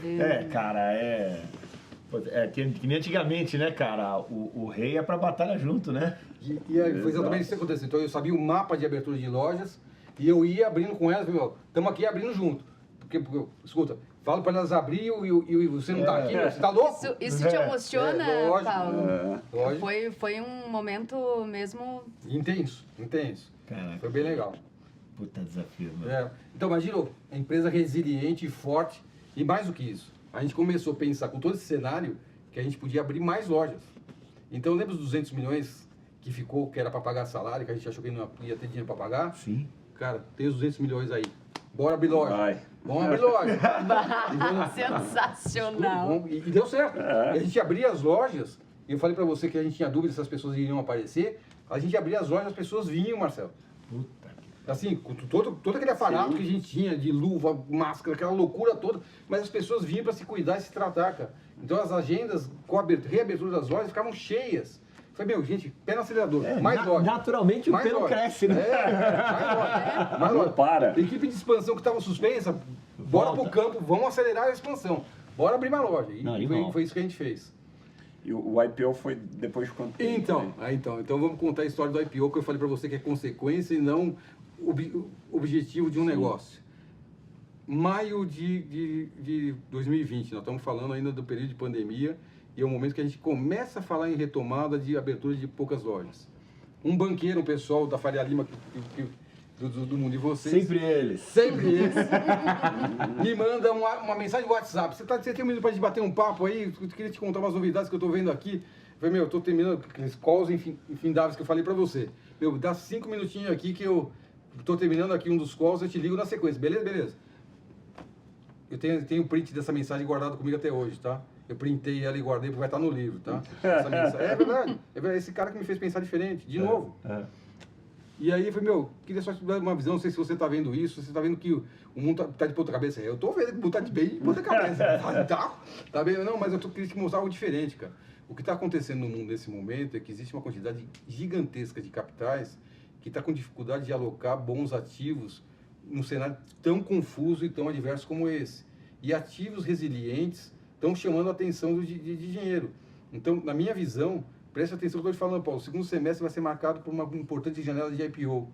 Talvez a sua empresa seja uma dessas empresas para ser olhada. Ele falou, você acha mesmo? E aí ele me deu mais alguns dados, eu tenho quase certeza que sim. Aí eu sentei com aquela conversa, entrei na cadeira, caramba, somos nós, pô, conseguimos passar para o momento mais crítico, entregando o resultado com essa companhia. A gente começa a reabrir, os clientes voltam a comprar e vir para receber o tratamento. Eu acho que nós somos uma desses ativos. Primeira coisa, ligar para os sócios, fundadores junto comigo, escuta, tive esse X conversa, eu estou achando que a gente consegue fazer um IPO, cara. Aí a resposta, primeiro, você está ficando maluco? É sempre essa fala, né? Você está ficando maluco? Você está vendo que você está se matando de trabalhar no dia a dia, você está ainda querendo se meter no confia que a gente consegue organizar, a gente faz esse negócio acontecer. Falei, legal, vamos fazer uma reunião do conselho, me preparei, lógico, no conselho tem que ir mais preparado, uma conversinha mole, né? E achei que ia ser difícil essa conversa, mas foi mais fácil do que eu imaginava, rapidamente todo mundo ok, legal, vamos fazer então em agosto de 2020, a gente começa o projeto de fazer a caminhada para o IPO. E a gente sonhava em fazer o IPO na última janela já de 2020. Só que no filing, ficaram faltando alguns documentos que a gente, sem assodamento, gente, vamos com calma, que esse assunto é um movimento muito importante. Para fazer que é maluco. Vamos com calma, vamos na próxima janela, não tem problema nenhum, mas pelo menos a gente vai com as coisas mais ou menos organizadas, sem atropelo. E que vocês sabem muito bem que a construção de IPO é um processo de trabalho gigantesco. E com detalhe adicional, a empresa não pode parar de fazer o que vem fazendo bem. Que o risco aí é uma perda de foco. Também, então é assim, Marcelo, E aí eu pedi para fazer somar para mim, ó, quantas pessoas no total tiveram envolvidas em todo esse processo de IPO da companhia, para que eu saiba com o volume total de pessoas que eu acabei trabalhando nesse grande projeto. A gente chegou à conta de quase 400 pessoas envolvidas. Inclusive o pessoal que você sabe, das equipes, a gente fez um sindicato muito pequeno, apenas com 3 bancos, mas as equipes de venda que passariam a apresentar a nossa empresa para os investidores, porque inclusive a gente teve que fazer o education, né? Porque a gente falava, uma empresa de depilação, a laser. Empresa de depilação o quê, meu? Explica assim, o maior desafio, inclusive no Roadshow, era justamente essa. A primeira fase da conversa é explicar o que éramos nós. Porque as pessoas, os investidores não sabiam o que éramos nós. Sim. Contava um pouco da história, o que fazíamos, como funcionava, se o pelo, e de novo as 3 perguntas, as né? 3 perguntas. Funciona, não funciona, é caro, é barato, dói, não dói. Até os investidores tinham essas dúvidas, o pelo vai acabar, porque também existia essa maneira de achar que o pelo um dia ia acabar, mas de onde vocês tiraram isso? A população continua crescendo, as pessoas continuam se trabalhando. O pelo vai acabar só. Mas era as perguntas recorrentes. Mas ok, a gente tem que explicar, vamos explicar. E foram mais de 150 reuniões com os investidores, que eu participei junto com o meu time pessoalmente para poder fazer a apresentação e a vender a companhia para esses investidores. Mas é um processo, cara, nesse momento de roadshow, é um processo também, cara, que arranca o couro. Né? Então, transpirativo, curti cada etapa. Muita transpiração, vou falar que não transpiramos muito, mas com muito aprendizado, foi um processo bacana. Ok, com a preocupação ainda de manter a companhia em funcionamento, tanto que eu brincava com o meu núcleo duro de gestão. Gente, depois daqui nós vamos para a empresa que a gente tem mais coisa para resolver lá, tá? Então a gente seguia entregar aquilo que você vendeu para o mercado, né? A gente seguia até as 10 horas da noite na empresa, então normalmente depois de todas as reuniões sobre o IPO, a gente seguia para a empresa para discutir o que teria que ser feito no dia seguinte, quais as estratégias para manter o volume de venda. Então a empresa tem que se manter em funcionamento, não pode parar. Mas é muito louco, tem empresa que os caras param não pode. E foi exatamente combinado com todo mundo que se envolveu no projeto. Então, 400 pessoas envolvidas, um trabalho gigantesco, cumprimos todas as etapas by the book para o IPO acontecendo, fizemos o espaço Laser Day para trazer investidores. A parte boa desse processo, diferente do passado que me contaram, eu não vivi isso, mas me contaram, a gente não teve aquela loucura de ter que ficar viajando pelo mundo com a pastinha em escritório, porque graças à tecnologia a gente fazia média de 8 ou 9 reuniões com gestores de fundo ao redor do mundo, inclusive aqui no Brasil, em apenas um dia, né? Então, a tecnologia ajudou muito nesse ponto, inclusive em termos de custos, né? Porque o custo de fazer um roadshow viajando é altíssimo. Então, foi um projeto que trabalha muito de forma que a gente fez quase 5 vezes o book, e no dia 1º de fevereiro de 2021 a gente teve a alegria de ir à Bolsa de Valores de São Paulo, sendo a primeira empresa do setor de estética e beleza a abrir o capital na Bolsa de Valores, tocando o sino, emoção colocada. Já se passaram 5 anos, agora a gente foi convidado, a gente voltou lá para marcar os 5 anos da abertura do capital. Então essa é um pouco da história, Carol. Nossa, impressionante. Deve ter sido... O IPO como consequência de um processo e não como objetivo do negócio. Isso que a gente precisa ter em mente, e acho que é importante que os empreendedores entendam isso. Porque eu não sei que fetiche o tal do empreendedor brasileiro tem com esse tal do IPO. Mas a empresa nem nasceu, já tem um plano do IPO. Eu sou convidado com certa frequência para falar, e eu adoro falar, fazer palestras. E um empreendedor falou, meu Paulo, eu queria que você fosse falar, inclusive, porque eu já tenho aqui meu plano até o IPO. Eu falei assim, meu, para com isso, cara. Se você quiser que eu fale do IPO lá, eu falo, mas eu vou dizer para você, esse não pode ser seu objetivo, cara. Estamos aqui com Paulo Moraes, sócio fundador da Espaço Laser, uma pequena grande parte da história desse empreendedor, um dos maiores empreendedores do Brasil, que a gente tem a honra de receber aqui no escritório da Lifetime em São Paulo. Não esquece de se inscrever no YouTube, aí, no Bastidor do Dinheiro, e também de nos seguir nas redes sociais, no @BastidorDoDinheiro. Tá com vocês. E Paulo, bacana, IPO, desafios, etc. Mas você não parou por ali essa história. Você também, cara... Pois é. Foi lá para outras oportunidades. Você sabe que... Muitas outras, né? Muitas outras. Na verdade, assim, conforme combinado com todos os sócios, gente, vai ter um momento aqui que a gente vai ter que pensar na passagem de bastão, né? E dezembro é o mês que eu faço a reflexão da minha vida no dia a dia dos negócios. o que andou bem, o que não andou tão bem, o que eu devo continuar fazendo, o que eu devo mudar, parar de fazer. E em dezembro de 21, nas minhas reflexões, meu Paulo, agora chegou o momento que talvez você tenha que começar a pensar essa passagem de bastão da Espaço Laser. Foram praticamente 8 anos intensos que você teve condição e alegria de liderar isso, mas até para algumas coisas que precisavam ser feitas na empresa, era necessário que a gente pensasse uma nova pessoa no meu lugar para fazer. E aí, pensando nisso, que inclusive depois liguei para cada um dos conselheiros falando da minha decisão, depois fizemos uma reunião formal onde eu comuniquei formalmente a minha decisão, e para minha alegria foi me dado o papel de liderar o processo de transição, inclusive da escolha e a palavra final do processo. Todo o conselho participou das entrevistas, da escolha, fizemos um funil dos candidatos, mas ao final, a palavra final foi sobre minha ótica, quem tem condição de me suceder é essa pessoa. E foi assim que a gente fez. Eu achei que ia ser rápido, sabe? Quando eu for março, eu já tô... Bom, não foi bem assim, tá tudo certo. Então, ok, a decisão estava tomada em dezembro, mas eu sabia que teria ainda um compromisso com a companhia até fazer efetivamente a passagem de bastão. Então, o dia a dia ainda deveria acontecer de forma como vinha fazendo. Mas, a partir daquele momento, Marcelo, e quem me conhece bem sabe o que é isso, quem achava que eu ia para a praia ou para o campo descansar, estava cometendo enorme... Em algum momento passou na tua cabeça isso? Não, mas nem por sonho. Mas algumas pessoas me falaram, escuta, até dar risada, escuta, cara, você fez tudo isso, foi um negócio legal, fez o IPO, por que você não aproveita agora a vida? Você escuta, você não tá entendendo, eu tô aproveitando a vida pra cacete. É isso que eu gosto de fazer. Tá legal pra caramba. Eu tô aproveitando, tá tudo certo. Não se preocupa comigo não, tá legal, cara. Então, mas foi exatamente isso. Então, o que acontece? A partir de dezembro, o meu drive foi, ok, qual é o next step desse processo, né, Paulo? E foi bom, 30 e poucos anos dentro de companhias, eu gosto do varejo, eu gosto do setor, o famoso wellness, né, do guarda-chuva, do bem-estar e saúde, eu gosto de empresas que têm verticais de crescimento, eu gosto de franquias. Talvez eu tenha que revisitar minha agenda de pessoas que, inclusive, enquanto eu estive na jornada Espaço Laser, vinham me bater nas costas. Paulo, você não quer olhar mesmo? Não quero olhar nada, eu só quero olhar Espaço Laser, cara. Eu não posso olhar mais nada aqui. Foco. E aí, recuperando essa agenda, inclusive dessas pessoas que tinham falado do passado, vai ver... Você lembra que você falou que queria falar comigo? Agora que eu queria não ouvir. Então, como é que era a minha jornada a partir de janeiro? Durante o dia, focado na Espaço Laser, mas depois das 7, meu amigo, era uma média de 2 a 3 cafés com pessoas para ouvir. Me conta. Você quer ter para me contar? Lógico, foi ouvindo de tudo. E fui criando minha tese e identificando algumas empresas que eu talvez pudesse contribuir. E a partir daí, crio então a minha holding, que chama PGMP. Você vai me perguntar o que é PGMP? Não imagine que é uma palavra em inglês maravilhosa para vender mais, não é isso. É tão simples como as iniciais da minha família. Paulo, meu filho, Gabriela, da minha filha, Márcia, minha esposa, Paulo, que sou eu.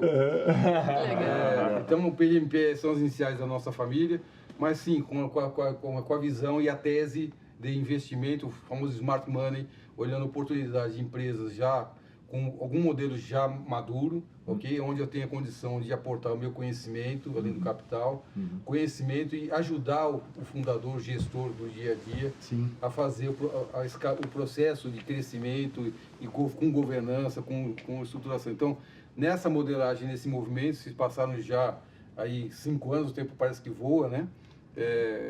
E hoje a gente tem nesse guarda-chuva algumas empresas, além da Espaço Laser, onde eu tenho ainda uma atividade ainda importante, então conselheiro, presidente do comitê de pessoas para cuidar da nossa cultura, presidente do comitê de marketing da companhia, onde eu sei que eu posso ajudar bastante, mas não mais só com o Espaço Laser, num papel importante de conselheiro ativo em mais 5 companhias onde hoje tem presença. Então, uma companhia de salões de beleza chamada Bioma, que inclusive vocês conhecem, o Itamar e eles são os fundadores, ajudando a repensar, e algo bacana, né? A Cris veio no podcast do Lifetime W aqui.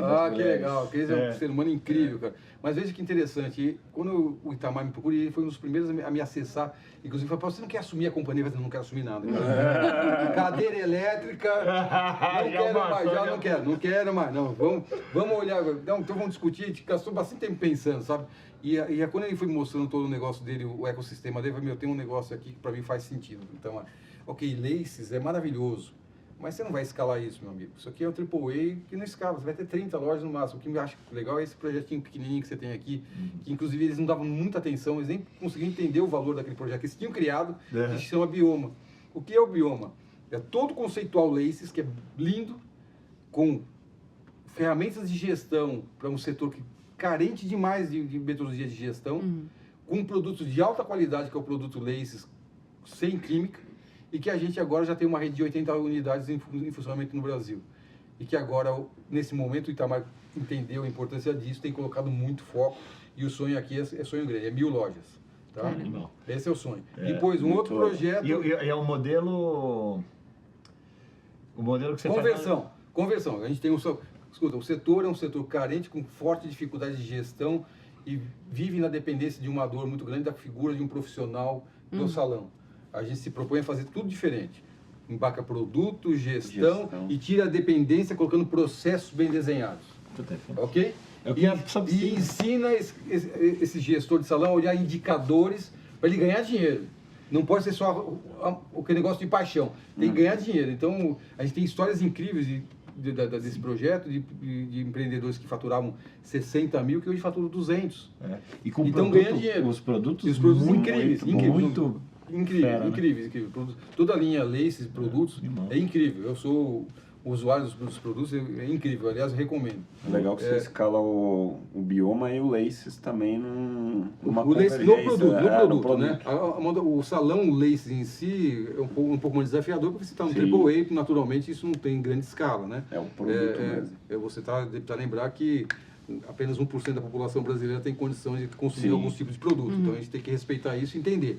Se você quer escalar, necessariamente você tem que vir para a base da pirâmide para atender mais e mais e mais e democratizar, como a gente fez com a Espaço Laser. A gente sai de um ticket altamente importante, que era R$6.000 em 2004, e hoje a gente tem o ticket médio de R$1.600, R$1.500, R$1.600 por tratamento, que é pago em parcelas de R$100, então absolutamente acessível, né? Essa é a proposta, democratizar algo que é incrível. Depois um outro projeto de transplantes capilares e tratamento capilar chamado Novo Fio, que quando eu comecei ali tinha cerca de 3 unidades, que com o desafio agora na devolutiva do convite, na Semizato me convidando, Paulo, vem olhar isso aqui para colocar só o seu olhar de operação, que você tem um olhar de operação que eu acho que pode ajudar, um olhar de varejo mesmo, né? Com a liderança da Gislene, que é um excelente profissional, que toca o dia a dia desse negócio. Eu olhando os resultados sensacionais. Não é. E é uma rede hoje com 60 unidades já em operação.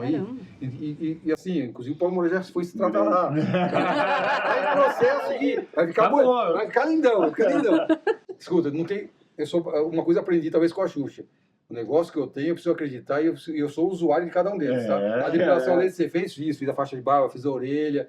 Eu sou usuário das empresas onde eu estou junto. Tem que falar com verdade. Quando eu falo que é bom, é bom. Então, aliás, olhando para você aqui, eu recomendo. Então, a tal da foliculite, que incomoda, fala que eu estou dizendo aí, resolve, é sério, resolve. Então, além de se ver livre do pelo, você vai resolver um problema que você tem aí que te incomoda, eu tenho certeza que sim. Se você de casa aí...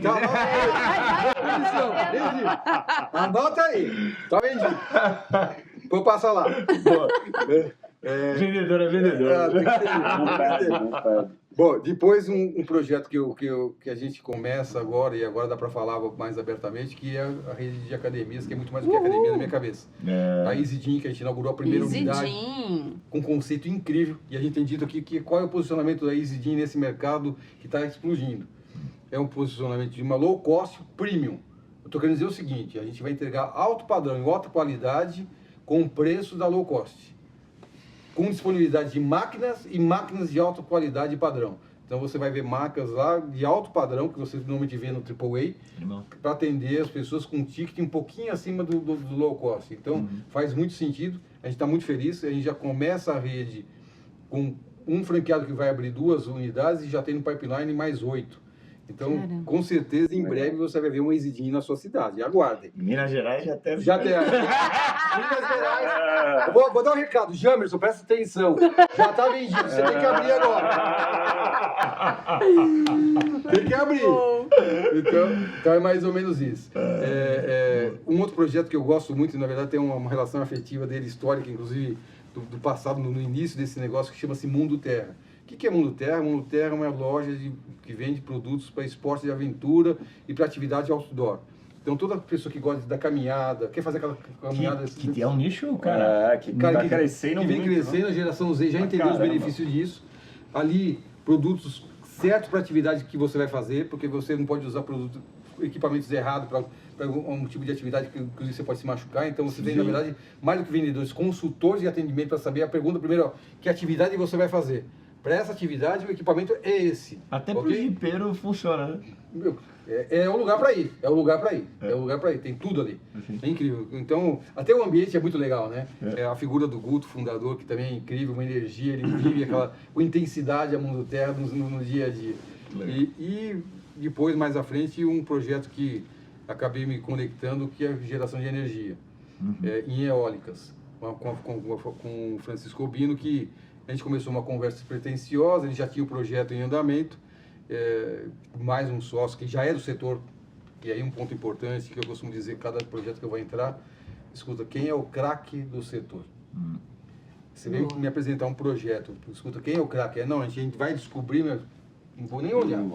Eu quero que na Exidin, a Exidin tem um profissional de 24 anos no setor que já se provou fazendo uma outra rede que fez muito bem, que é o nosso craque é o nosso goleador. Então, só tô lá porque tem esse goleador, que é o Anderson, que conhece demais o negócio, conhece exatamente o que funciona, inclusive o que não deve ser feito. Então, estamos juntos. Então, todo negócio que a gente vai olhar, eu sempre olho o quê?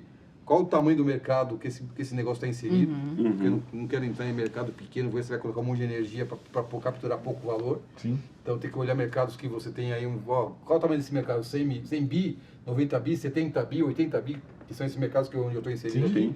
Para mim, ok, vamos colocar, porque se eu pegar um pedacinho, vai ser dinheiro bacana em termos de crescimento que a gente vai capturar. Quem são as figuras dos fundadores, dos gestores que irão tocar esse negócio? Porque eu não acredito em bons negócios com pessoas ruins. Então, entender sobre todos os aspectos, quem são os líderes, inclusive sobre o aspecto de valores pessoais, sabe? Sim, isso, que são importantíssimos. Saber quais são os valores de vida. Qual que é o seu sonho daqui a 5 anos? Se o sonho de 5 anos é estar na praia pegando onda, meu amigo, nem começamos. Daqui a 5 anos eu quero estar aqui tocando esse negócio, fazendo acontecer, ok, vamos junto. Vamos junto, que é isso que tem que ter no seu DNA. É o que faz o negócio andar. É o seu lema, né? Que você coloca sempre no Instagram, eu noto. Bora fazer. Bora fazer. As pessoas que vêm, quando eu vou para falar, especialmente com equipes, essa é sempre a última palavra, gente. A gente fala tudo, a gente se inspira, a gente fala tudo, mas aqui a última palavra é o seguinte, é bora fazer, senão nada vai acontecer. Então, você tem essa minha fala sempre colocada, eu ia deixar para o final, mas já que você provocou, vamos lá, bora fazer. Mas assim, Paulo, uma correria, sua vida toda sempre com esse objetivo, com um desafio atrás do outro, e você incansável correndo. E com muita energia para fazer muito ainda. Com vontade de fazer. Com vontade de fazer. Agora eu quero saber um pouco do Paulo no bastidor. Eu fiquei sabendo, por meio da sua assessoria, que você é uma pessoa muito família, uma pessoa simples, que não perdeu em nada as suas origens, né? Uma pessoa que se agrada com as coisas simples da vida. Como é que é o Paulo por trás das câmeras? Então, você falou tudo. Na verdade, escuta, e confesso que até num período de intenso de espaço laser, eu negligenciei esse ponto. Porque varejo não tem hipótese de se viver em horários fixos e dias fixos. Você vive intensamente, praticamente 24 horas, 7 dias da semana. Intenso, intenso, intenso. Não tem horário. Eu me lembro muito bem, eu viajando para o interior de São Paulo com a família, às 9 horas da manhã de um domingo, o diretor de operação me ligou: Paulo, tem um tema aqui importante para te falar. 9 horas da manhã, a nossa flagship pegou fogo. Eu falei, ok, alguém se machucou, tá tudo bem, não, tá tudo certo, ninguém se machucou, só que a loja praticamente vai ter que fazer uma nova. Tranquilo, cara, relaxa, a gente reconstrói, como de fato a gente reconstruiu a nossa loja na Faria Lima, a gente reconstrói ela novamente, relaxa, vai para casa, você tá tudo bem. Segunda-feira a gente começa a pensar como é que a gente reforma essa loja tudo de novo. Tá tudo certo, mas no domingo, às 9 da manhã, ele precisava dividir comigo, às vezes, e o que fazer, né? Exato. E o que fazer. Então, essa é a vida do varejo. Então, eu confesso que em alguns momentos a gente abrir um pouco mão da família, coisa que nesse momento que eu vivo hoje mas como conselheiro ativo dessas companhias, eu tenho procurado ser muito criterioso do tempo de família. É o tempo importante. Então, finais de semana, para você me convencer a algo da atividade da empresa, não é que eu não vá, até me disponho a fazer. Mas tem que fazer muito sentido e eu ainda vou ter que conciliar com a família falando, posso, gente, tá tudo certo, eu posso ir lá? Se eles falarem não, a famosa bolinha preta, gente, não vou. Não vai. Entendeu? Eles têm prioridade da gente. Mas em algum momento, cara, eu tava tendo esse papo aí ontem eu encontrei os pais dos aluninhos lá da escola da minha filha, né? E a gente tava nesse papo assim, né? Que em algum momento, cara, você vai focar nesse sprint, né? Nós estamos nesse sprint aqui que dura 8, dura 10, dura 6. Eu sei bem como é que é, não precisa nem falar. Então, né, em algum momento você vai estar nisso aí, né? A minha jornada é nesse ritmo, tá? Sim. Quem me conhece, apesar de não estar na execução diária, eu sou um cara de acompanhamento muito próximo. Sim. De cada um dos projetos que a gente conduz hoje. Então, eu sou muito presente e assim, as pessoas sabem que podem contar comigo. Mas fazendo uma gestão inteligente de agenda, né? Então, uma coisa que eu aprendi nesse novo momento, Marcelo, é que a agenda, talvez, o tempo, na verdade, seja o patrimônio mais valioso que eu tenho em mãos nesse momento. Sim. E a gestão correta da dedicação de tempo aqui é algo que eu tenho que saber fazer com muita habilidade e ciência. É work smarter, né? Então, para você entender, harder. a minha agenda, se você olhar em perspectiva, eu tenho sempre 20 dias à frente já tomados. Eu já sei exatamente o que vai acontecer em 20 dias. O que eu faço a cada sexta-feira, ao final de cada semana, eu olho a semana seguinte e olho, ok, essa agenda faz sentido manter ou infelizmente vou ter que adiar ou mudar. Racionalizando ela, porque eu brinco que existe duas agendas, né? A agenda racional, que vai no foco da estratégia e objetivo traçado, e a agenda emocional, que a gente adora fazer, a gente é apaixonado por fazer, mas a gente não pode dedicar tanto tempo porque ela vai tirar o foco do que é mais importante no momento que você tem que dedicar de forma produtiva o tempo que você vai dedicar. Sim. Então, essa gestão hoje, para mim, é muito importante. Mas uma coisa para mim é certa. Eu sei exatamente os horários, o tempo que eu tenho que dedicar à família e com eles tem que ser a sério, entendeu? Sim, então, sim. Hoje, um filho vivendo fora do país, eu sei que em algum momento, uma semana eu não estou aqui, eu estou lá com ele. Aliás, você já viu eu fazendo isso. Sim, essa semana eu não vou estar aqui, essa semana eu vou estar com um cara lá nos Estados Unidos, com ele, para ficar um pouco com ele, para curtir. Tem a filha também aqui, onde a gente tem que ter uma agenda, a esposa, que a gente tem procurado viajar mais vezes junto, sozinho, para a gente poder conversar mais também, que é importante. Que bacana. Então tem essa gestão. E uma coisa importante, Carol, eu sei de onde vim. Então, essas coisas que a gente pode comprar, tá? E não tem mais nenhum deles, tá? Paulo, você tem avião? Tive, não tenho mais. Você tem barco? Tive, não quero mais. Tudo, isso eu aprendi com um jovem empreendedor, tá? Um jovem empreendedor, fundador de uma ferramenta chamada Telegram. Já ouviu falar dele? Porra. Alguns bilhões. E o repórter, na conversa com ele, falou, escuta, você é um jovem bilionário, na flor da idade, que tem condição de ter tudo que pode ter, barco, avião, casa, o que você quiser. Você não tem absolutamente nada. Tudo que pode tirar minha atenção, meu foco, inclusive criar distração e preocupação, eu não quero na minha vida. Então, como é que você lida com isso? Na hora que der muita vontade, você aluga. Ok? Deu muita vontade, vamos lá, aluga, usamos, acabou a relação. Acabou. Porque também é muita dor de cabeça todos esses ativos aí. Muita dor de cabeça. É só dor de cabeça. Não, dor de cabeça combinado com custa. Custa. Exatamente. Então, eu costumo falar que um novo projeto que a gente está pensando, eu brinco com a minha esposa, a nova empresa vai chamar Simple Life. Tudo que você pode fazer da sua vida bem simples. Ótimo. Simple Life. Sensacional. Tem aquela história, né? Que o cara tá conversando assim, né? Dois caras sentados assim, né? Na frente de um laguinho pescando. Aí um vira e fala assim, pô, o que você imagina lá na frente, né? Imagino tá pescando aqui e tal. O outro, não sei se a história é assim mais ou menos, posso estar contando bem errado, mas não, eu vou aqui começar a pescar, vou lá, compro uma barraquinha, não, compro uma Kombi, pesco, jogo todos os peixes lá, vou crescendo, não sei o que lá, e depois você fizer isso aí. Aí eu vendo tudo e vejo que você tá... Mais ou menos isso, né? A gente já está caminhando para o final aqui, Paulo. E a gente tem um pedacinho que a gente chama de circuit break, que são perguntas rápidas e respostas idem. Né? Vamos fazer um suspense. Um ping-pong. Um hábito que mais protege suas decisões sob pressão. Contar até 3. Porra. Rapaz, até para não falar besteira. Sensacional. Uma crença sobre dinheiro que você tinha aos 25 e hoje acha ingênua. Aos 25, vai um pouquinho mais à frente, o sonho de ter só 10 lojinhas com espaço laser. Bem ingênuo. Bem ingênuo pra porra. Um erro comum que você vê empreendedores cometerem ao crescer.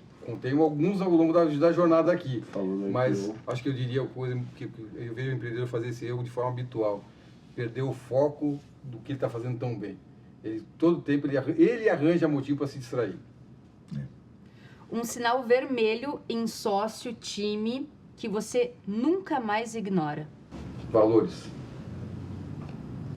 Uma frase que você repetiria para sua equipe todo trimestre. Foco no resultado, gente.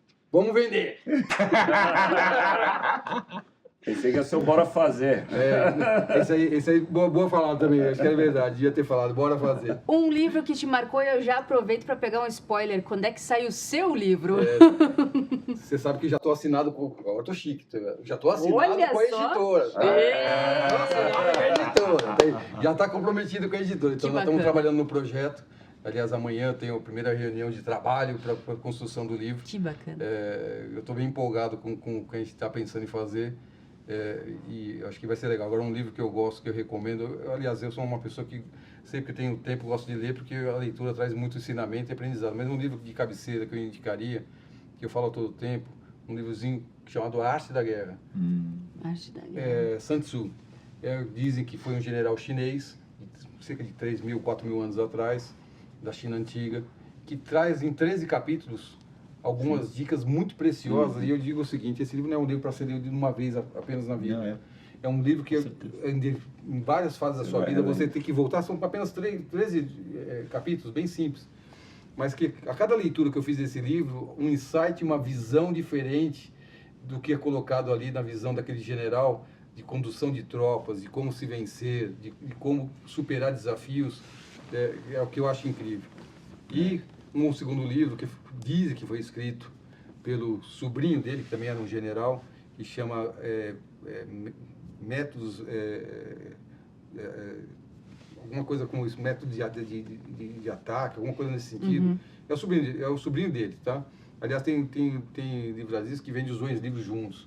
Legal. Esse livro já com 33 capítulos, que traz de forma aperfeiçoada a arte da guerra, com insights incríveis. E eu vou citar aqui um capítulo que eu gosto demais, desse sobrinho do Sun Tzu. Ele diz no livro que um exército de 10.000 homens é capaz de vencer um exército de 50.000 homens se o chi dos 10.000 homens estiver elevado. O que é chi? É o espírito elevado, o que a gente chama aqui no varejo de engajamento. E ele, diz a história, ele mantém em uma situação exatamente como essa que ele descreve, onde ele tinha 10.000 homens contra um exército muito superior a ele, com mais de 50.000 homens. Ele mantém o chi elevado da sua tropa, de forma que ele vence aquela guerra.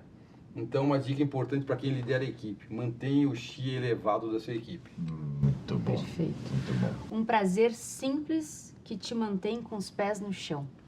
Família. Viver com a família o tempo todo. Você queria que eu falasse do aeromodelismo, não era?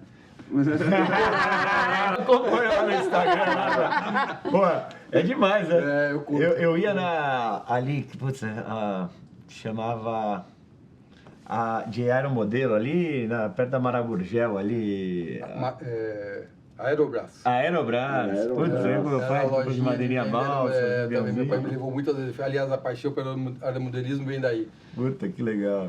Que mudou muito. Tá muito mais organizado e muito mais tecnologia. Então, sempre que posso, Carol, aos finais de semana, normalmente é o domingo de manhã, eu estou lá no campo soltando o meu aeromodelo. E ali, assim, tem concentração absoluta. Porque se vai embora. Se distrair, não é que vai embora, vai pro chão. Então, aí é prejuízo. Não é barato. Vai dar um brinquedinho caro. Não sei, eu ficaria mais conversando aqui. A gente sempre pede para o convidado trazer um objeto que represente algo na vida, né? Como a gente errou e temos esse quadro... Na verdade, o erro é meu. Eu tô assumindo por educação.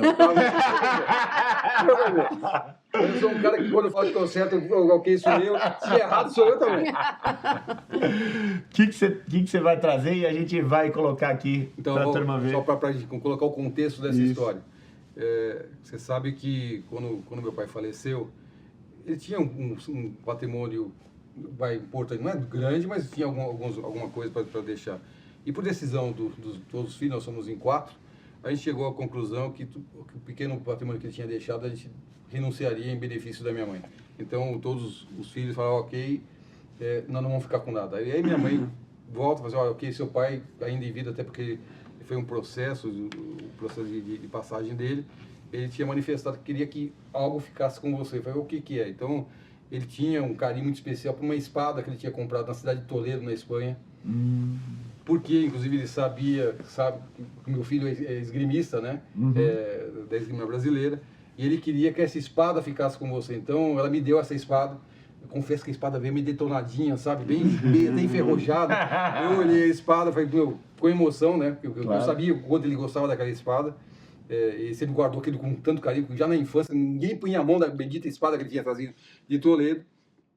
E eu, com emoção, recebi essa espada, mandei tratar essa espada para que ela ganhasse uma nova aparência novamente, de uma espada nova, então parece nova essa espada hoje. Está guardada num lugar muito especial em casa hoje, como lembrança dele.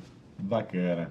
E aí eu mostro, eu me comprometo aqui a filmar e mostrar essa espada trazida de Toledo, que na verdade foi a herança na verdade a herança mais importante, na verdade foi o legado deixado por ele, com tanto aprendizado. Legal. Com toda certeza. Paulo Moraes, nossa, muito obrigada por compartilhar essa história até aqui, porque você tem toda a energia, parece que a sua energia só aumenta, Paulo.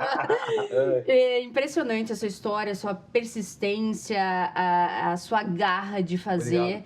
E de não deixar, de não esmorecer, né, nesse caminho. Isso é louvável e com certeza você é um dos maiores empresários desse país. Não sei se tu sou tudo isso, mas tu tem tanto trabalhar para isso.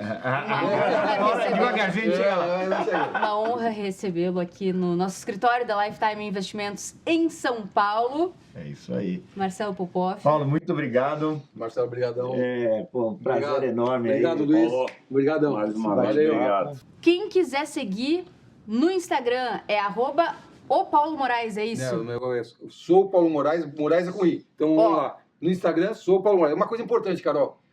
Hoje eu tenho uma equipe que cuida do... Sabe, porque eu não sei mexer nesse negócio, tá? Não é, vamos combinar. Eu até mexia. Mas a gente tem que colocar gente mais competente da gente. Coisa que a gente não faz bem. Eu não sei, cara, eu não me lido muito bem com isso. Então traz alguém que sabe fazer melhor do que eu. Então hoje tem uma equipe que cuida disso. Mas eu fiz um combinado. Escuta, o direct é meu. Eu respondo, ok? Atenção não nisso, mexe nisso. Então, se me acessar pelo direct, sou eu mesmo respondendo, tá? Então, no tempo depois do dia a dia meu que eu faço, eu guardo um tempinho na minha jornada para ver se alguém me acessou. E se me acessou, eu respondo, eu direciono. Às vezes me provoca, daria para você fazer um time só para olhar meu negócio. Tenho na minha agenda uma vez por mês também. Verdade. 1 hora para ouvir case. Então, ok, você tem 40 minutos para falar sobre o case. Se me interessar, a gente vai gastar um pouco mais de tempo. Se não for, eu vou te orientar o que você deve fazer e vou te desejar sucesso na sua empreitada, ok? Ok. Que legal. E faço isso uma vez por mês. Muito legal. Bacana. É isso. Muito legal. Bom. Paulo Moraes, muito obrigada e seguimos juntos. Vamos ter que ter uma parte 2 dessa conversa, com certeza. Obrigado, Carol. Obrigado pelo carinho. Obrigada a todos e até mais.